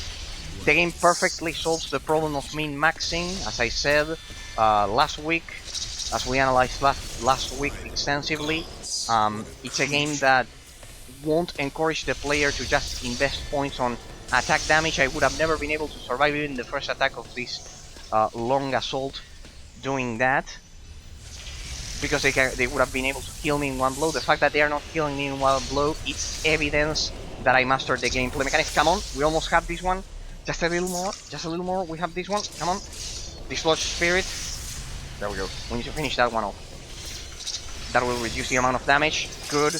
That they can deal. Let's change to fire resistance. Now both of these have the same fire damage. They deal the same elemental damage. It'll be a first try, people. I think our analysis has definitely proved to be the most effective way of mastering the gameplay mechanics at the end of the day. There we go. It'll be a first try, though I see 2 more spawning there. Let's go, let's go, let's go. We can do it, we can do it. I don't care about the shield, I can do it. I'll drop that shield. I'll get through it as if it was butter. Careful, they kill the doppelganger. Let's just engage for a sec here. There's one with all types of resistances, huh? After all of this. Amazing final boss fight. What's the name? Nameless Guardian is the name. No, don't run away. That shield won't protect you. I need to focus my damage even if that shield is focused on it. It's part of the difficulty, because I need to focus my damage on it. Otherwise, I won't be able to drop each one of them at a time. There we go, it's burning up. My reflection chance seems to be working. I could take them all at the same time. And they're level 75 and I'm 73, what a beast. Well, I bet you can see that we've successfully mastered the gameplay mechanics 100% after 40 days.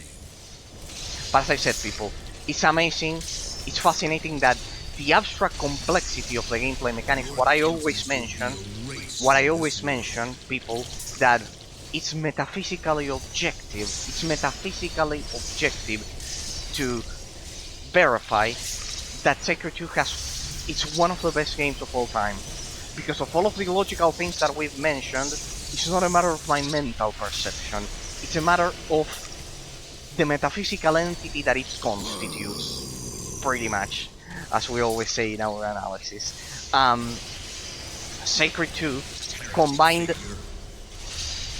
absolutely opposite elements, like a massive extension of the terrain with the high quality of handcrafted, with the amazing quality of a handcrafted level design philosophy, as a direct consequence of the jump from procedurally generated environments to handcrafted environments, from the Elder Scrolls 2 Daggerfall to the Elder Scrolls 3 Morrowind. Sacred 2 expanded upon the idea, expanded upon the idea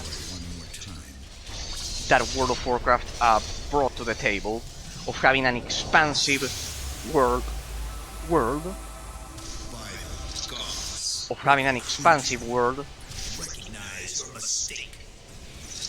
while retaining that quality. If you compare this game to World of Warcraft, you'll find that this one has a massive amount of high quality details that you don't find normally. There we go, that's the last one apparently. It has all types of resistances. I know, it's ice resistance, could it be? Looks like we're not done yet. It has all types of damage? Wow. Damn it. Oof. It's the first time the world was. Alright, and now the shield is on top of. This is the last one, huh? It has all types of resistances. We can take him on. Damn it. That's a beast. Where are you guys attacking the other one? Don't tell me the other one is gonna spawn as well. No, I don't think so. I think this is the last one. I'm not even able to... I'm not able to land a lot of my attacks. It has a high evasion chance. Isn't there a way to destroy that shield? I don't think so. I think it's part of the gameplay mechanics. Wow. It's one of the best it's one of the best final boss fights of all time. But let's get it. Has poison resistance. It doesn't have fire resistance. It doesn't have fire resistance though. Oof. Ooh. And it changes to ice periodically. What an amazing design. It keeps you on your toes. I'm barely able to hit this thing. It's healing. I need to ensure it's forcing me to change because it has rotating stats. Could it be? It changes from ice elemental damage to the others.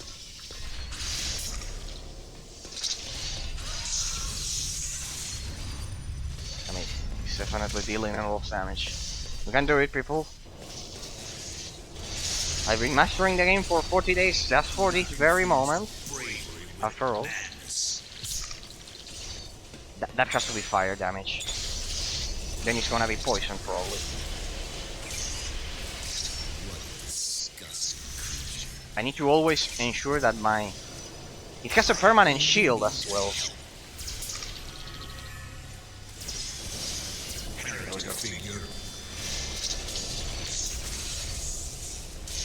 I need to ensure he doesn't kill my doppelganger. There we go. It has a pretty powerful shield, huh? As well. There we go. Our attacks are connecting. It's just that it's so massive. It's so incredibly massive. No. There we go. Poison damage. Resistance. There we go. Good. Your countenance will be erased from this world. Magnificent, people. Magnificent. Absolutely fascinating. absolutely fascinating.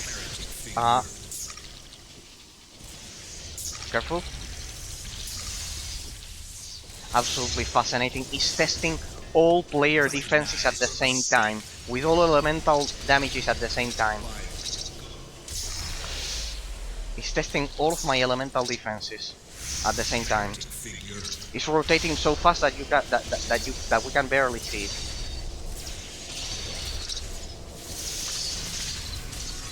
It's rotating so fast. The elemental resistance is so fast. For example, you don't see that in Borderlands, except for Chromax the Invincible. It's the same philosophy as Chromax the Invincible.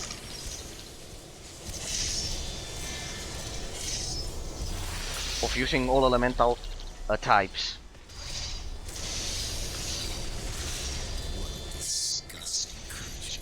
Don't tell me it's regenerating health. That would be... Oof. That would be terrible. I don't think so. No. There we go. It's just that we were targeting the other ones. It's not regenerating health, otherwise it would be impossible. No. When you see that, it's because my doppelganger is attacking the other ones, the holograms there. And it changes the objective. But no.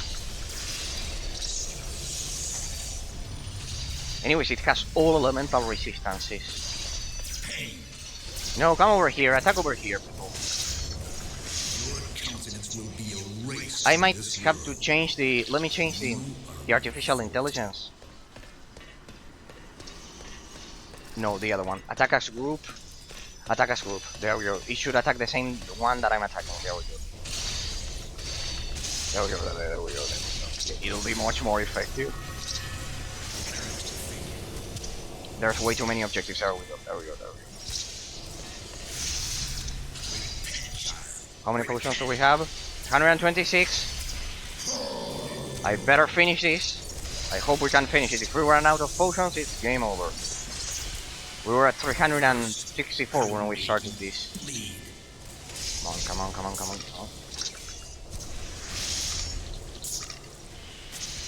None can take me. No.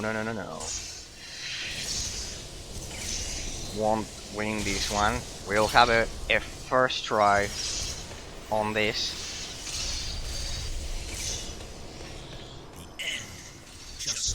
Oof. It has a nasty attack, huh? It has a nasty damage over time attack. Ah, it's bleeding, that's why it's so high. That's why the damage is so high, it's because it's bleeding damage. Because it's bleeding damage combined with poison at the same time. It also has bleeding damage. Come on. We are at 50%. If we drop its health below 35%, my chance for death below stat should kick in, and we should be able to deal more damage. So I need to drop it to 35% health. If I drop it below 35% health, my chance for death below will kick in, and it will give me the advantage, even if he has a shield. Even if it has a shield, I mean, it's a monster. They kill the doppelganger. It killed the doppelganger pretty much. There we go. Quick. That's a moment of vulnerability. I'm getting fire damage plus poison damage plus bleeding there. There we go. 3 at the same time. Let's disengage for a sec. And attack again. There we go. Let's be relentless, people. Let's increase our defenses. Here we go. Oof. God damn it. This might be one of the worst world bosses of all time, huh? Pretty amazing. It reminds me of Chromax the Invincible in Borderlands 1, which is always positive. It reminds me of Hellgate London, of Sidonai, but this one, I love how many stages it has. Like, it brought the meme of this ain't even my final form to the next level. Like, we went up against 4 of them. Because of the mod, arguably, but you won't, if you don't mod your game, you won't go up against this version. But you will go against 1 or 2 of them, and this one probably at the end.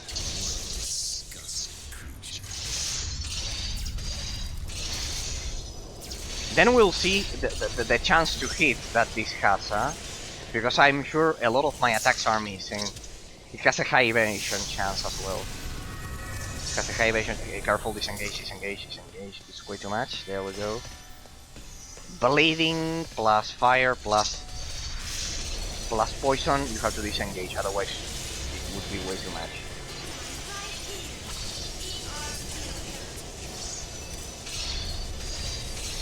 Here we go, here we go. Chance for death blow is kicking in. We are dealing more damage per blow. Look at that.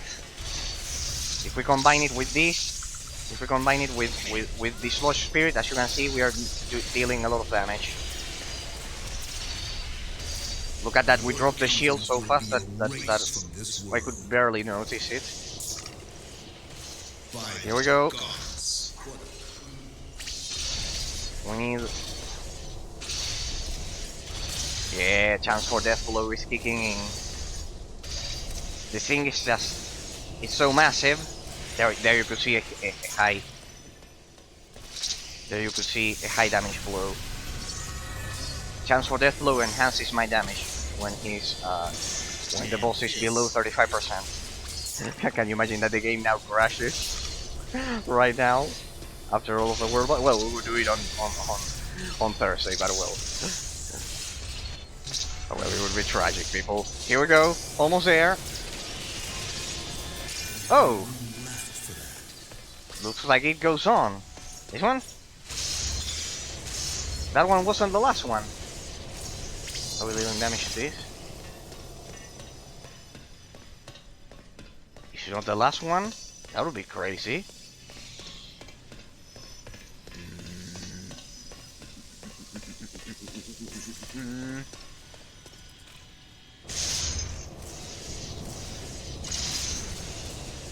The objective is not here.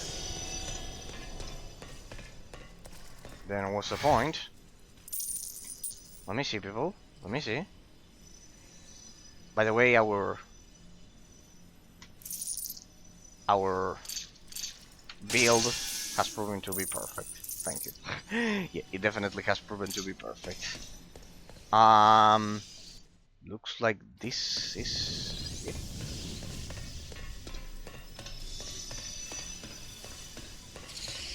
The objective is not here. Looks like yeah, there we go. There we go. It updated it. We beat the boss. We beat the boss. We beat the boss. I just saw it. Like this. Well done, player. Like that. Well done, player.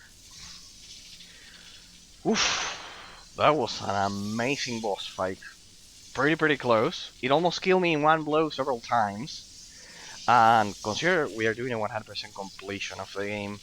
If we didn't have all of the amazing legendary gear that we have, I don't know what would have been. There we go, yeah.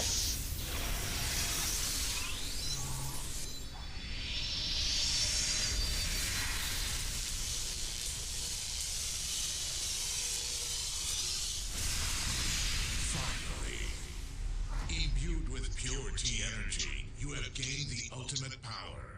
Your will now determines the fate of everything and everyone in this world. Ancaria is at your command. And there it is, people. After 40 days of analysis, after I think we started this review on March, after so many days of metaphysical analysis about the level design, the gameplay mechanics, and everything, we've reached the end of the game, of this fascinating piece of software that is Sacred 2.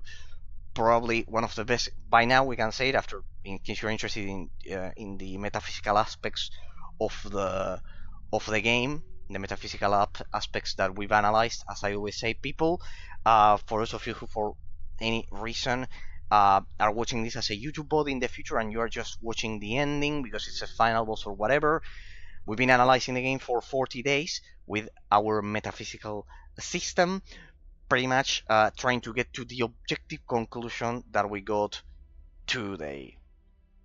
That we got today. A perfect influence of the level design on the gameplay mechanics. You could see how narrow the passages were. You could see how narrow the passages were, so the player doesn't have a lot of room to maneuver. And at the end of the day, pretty much the player will be forced to fight in narrow dungeons, so the player won't have the probability of escaping.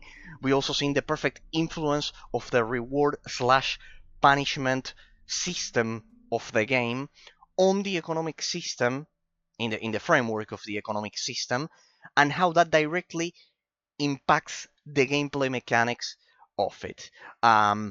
Pretty much, you will never be able to master the gameplay mechanics of the game without understanding the without the positive economic ratio. We explained this perfectly some weeks ago, with the perfect economic ratio, with a positive economic ratio in terms of the income of a loot. You will never be able to loot more gold than the required amount to buy potions and mod your gear, and thus you won't be able to master the elemental system of the game. And it's like a perfectly combined domino effect that erects a barrier that prevents the player from mastering the gameplay mechanics without a positive economic impact. I know they are all extremely abstract elements that we've analyzed, and the culmination of it all, people, was that final boss fight. As you could see, I was forced to use the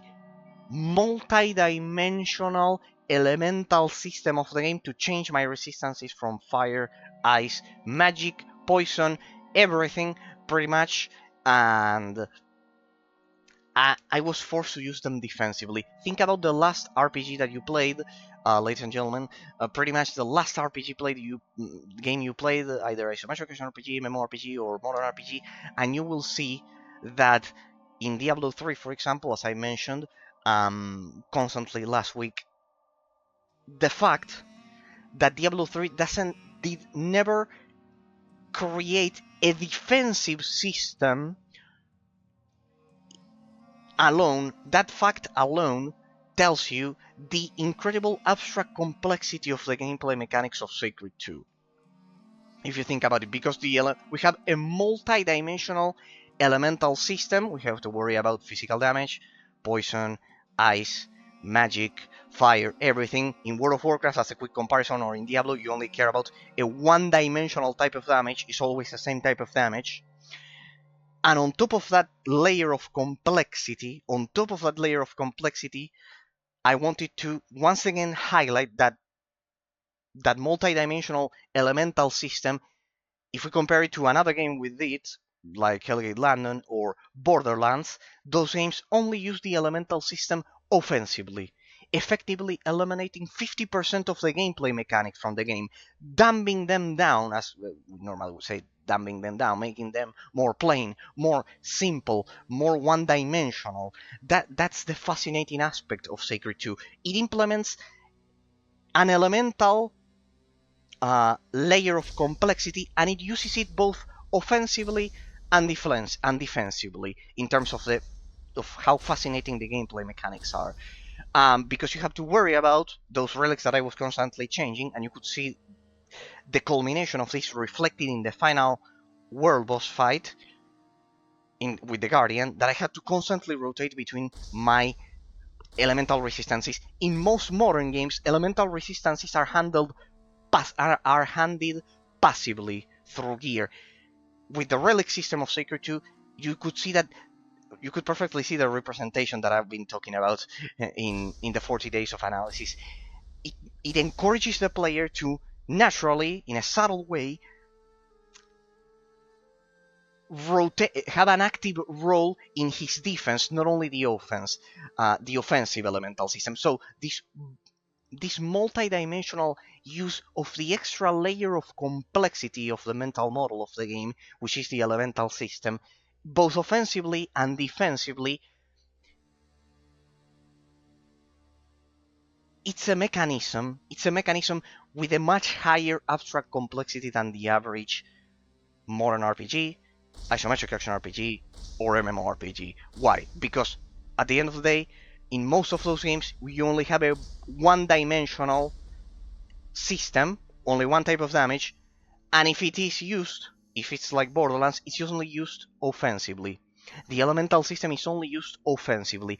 This game successfully pierces through those limitations and creates a multi-dimensional elemental system that is used both offensively and defensively.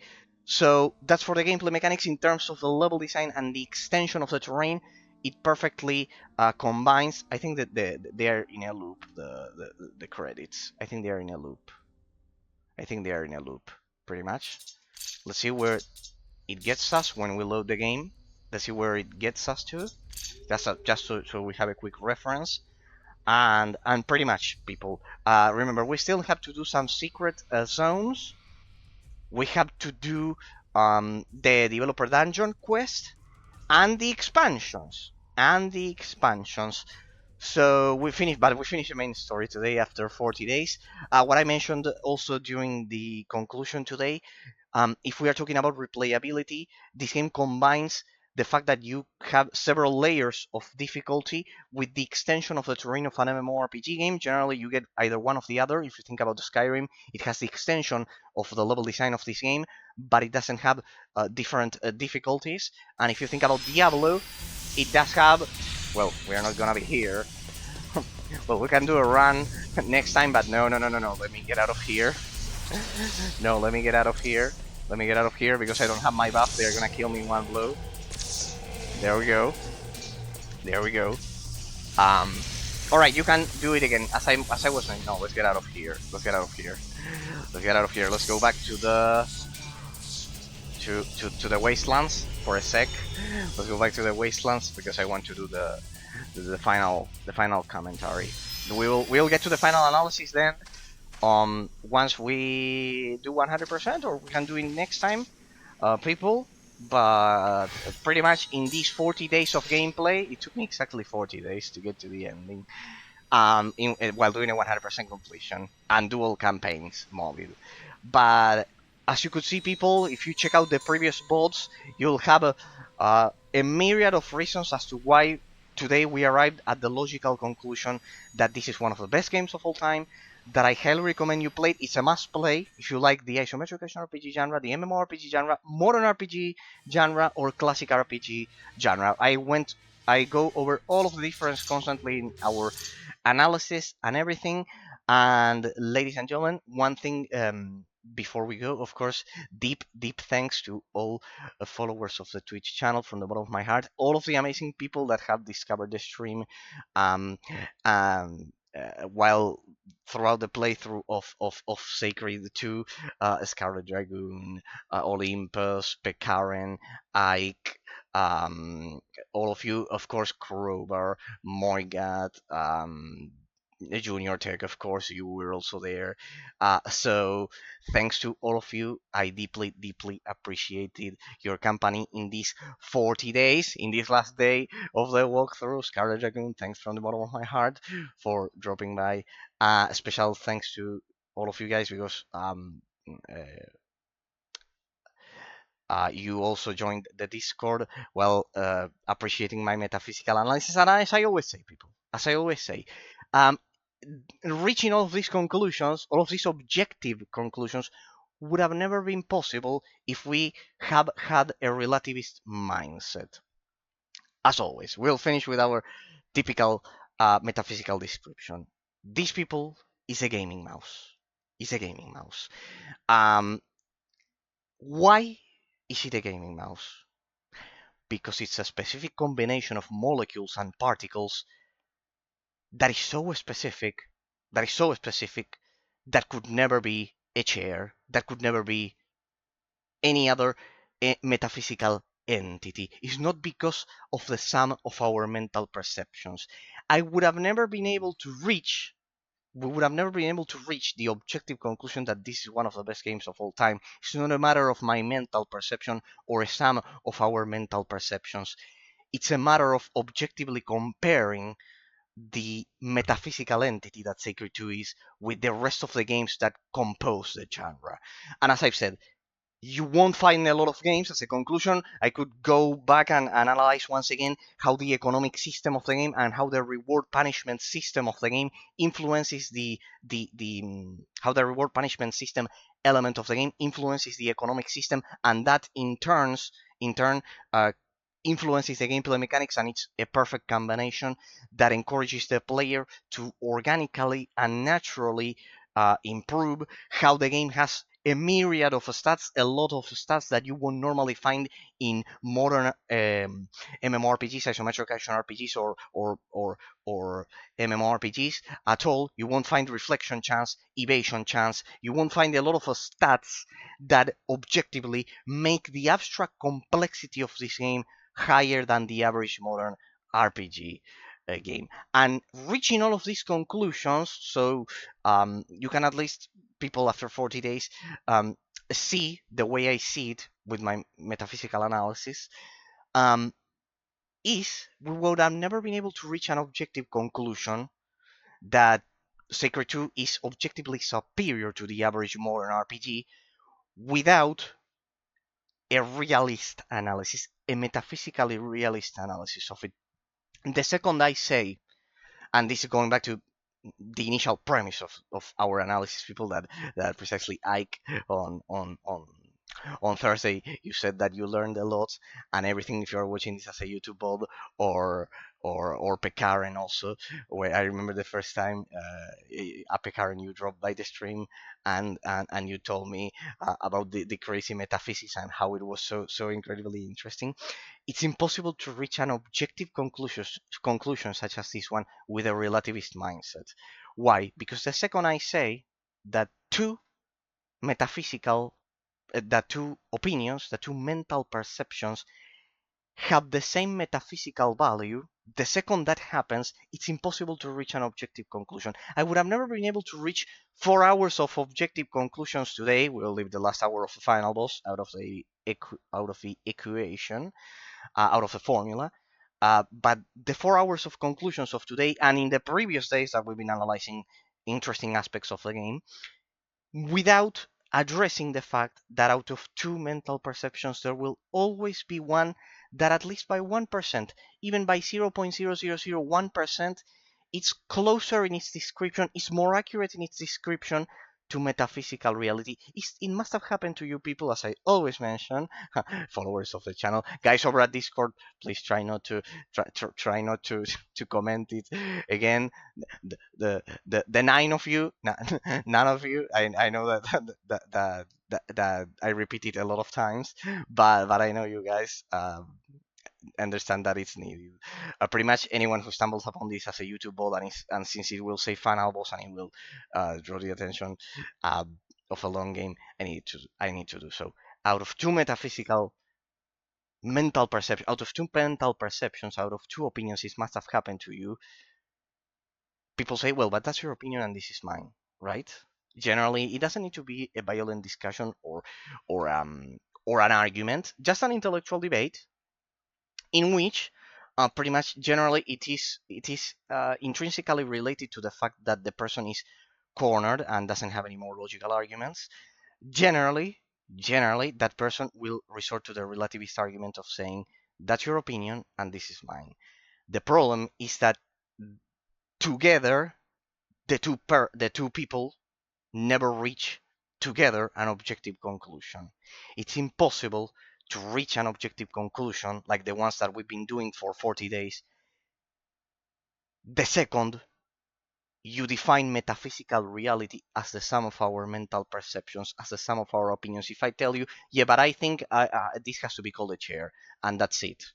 If I tell you this is a chair, and that's it, because my mental perception says this is a chair, without any logical arguments or metaphysical, or addressing the metaphysical entity that it is, without addressing the fact that, for example, the shape of this objectively resembles a creature, like a real animal, a mouse, that has been in contact with the human race for millions of years, and we have a subconscious process in our brains when defining this as a gaming mouse and not a chair. See that it's not a matter of my mental perception, and the same goes for game reviews. Most game reviews basically use the reductionist uh, line of reasoning of saying if the game is addictive, it's good, if it's not, it's bad. Yes, but that won't provide you with a logical reason as to why it's addictive. It's addictive because it creates a psychological sense of progression on the player due to the objective gameplay elements that I've been explaining for 40 days, people. See how it all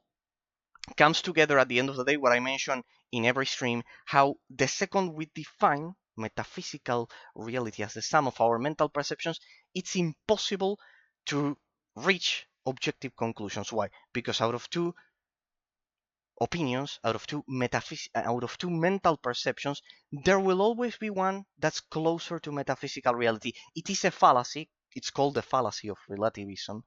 Um, Claiming that two opinions have the same metaphysical value. One thing is respecting other opinions, but another thing is attributing to them the same metaphysical value. It can never be, even by a slight detail. For example, if I say instead of chair, if I call this electronic device instead of gaming mouse, that's closer in its description of metaphysical reality. But is it as close as a gaming mouse? No, gaming mouse is more precise, it's more accurate in its description. See that it's objective. Well, and just like that, it is an electronic device. But by calling it a gaming mouse, I'm making a reference, I'm establishing a reference to the shape of the metaphysical entity. It doesn't have with the fact that I think, I don't know, but I think it would be better to call this an electronic device. It's not a matter of my mental perception, it's a matter of metaphysical reality.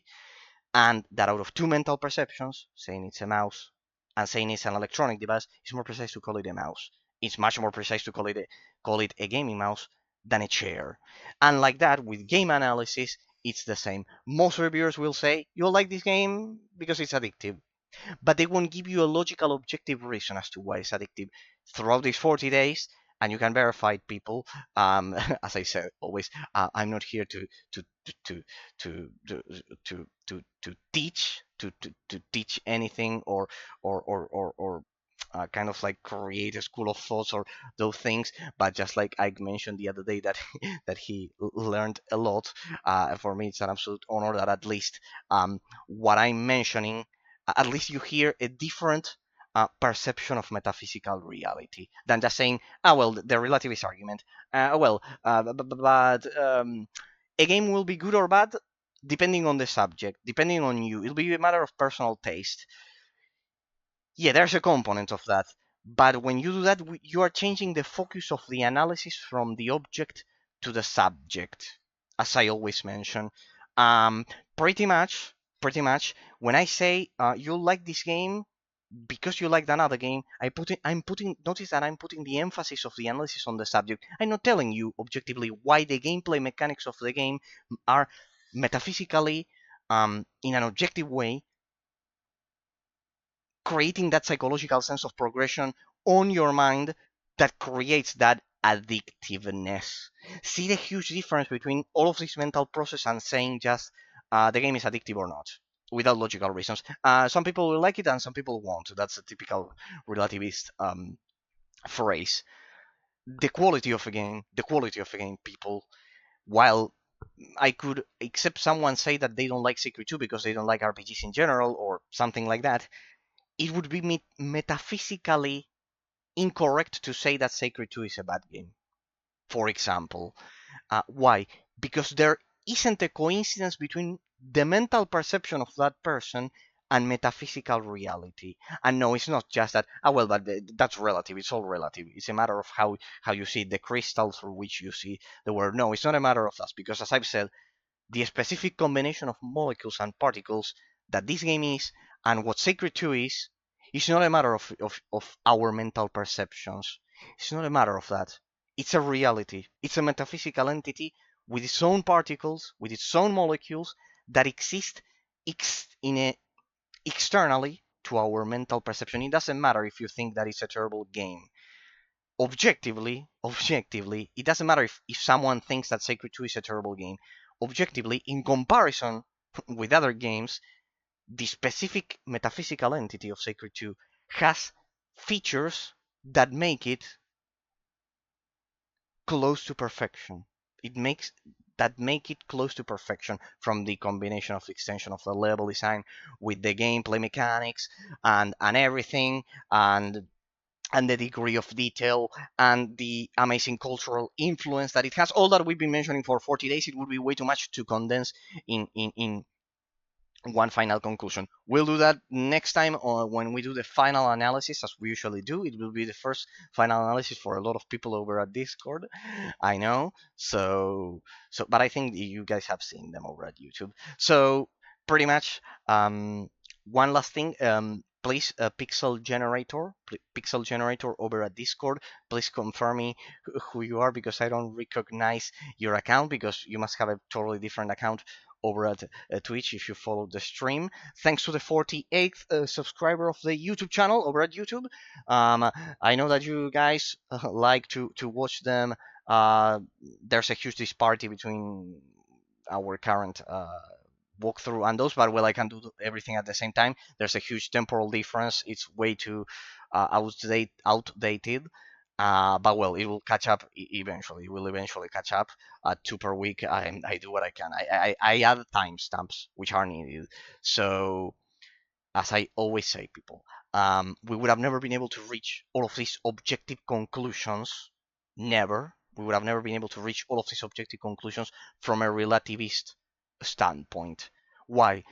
Because relativism, as you must have seen it, the second I say that's your opinion and this is mine, and they have equal metaphysical value, there will never be someone who is more accurate in its description of metaphysical reality. And applied to the game reviews, precisely as I was mentioning, the perfect impact of the level, the influence of the level design on the gameplay mechanics that Secret 2 has, the abstract complexity of the mental model of the elemental system used both offensively and defensively, it's also amazing. All of that created, and we could see it in the final boss that forced me to use all of what I learned.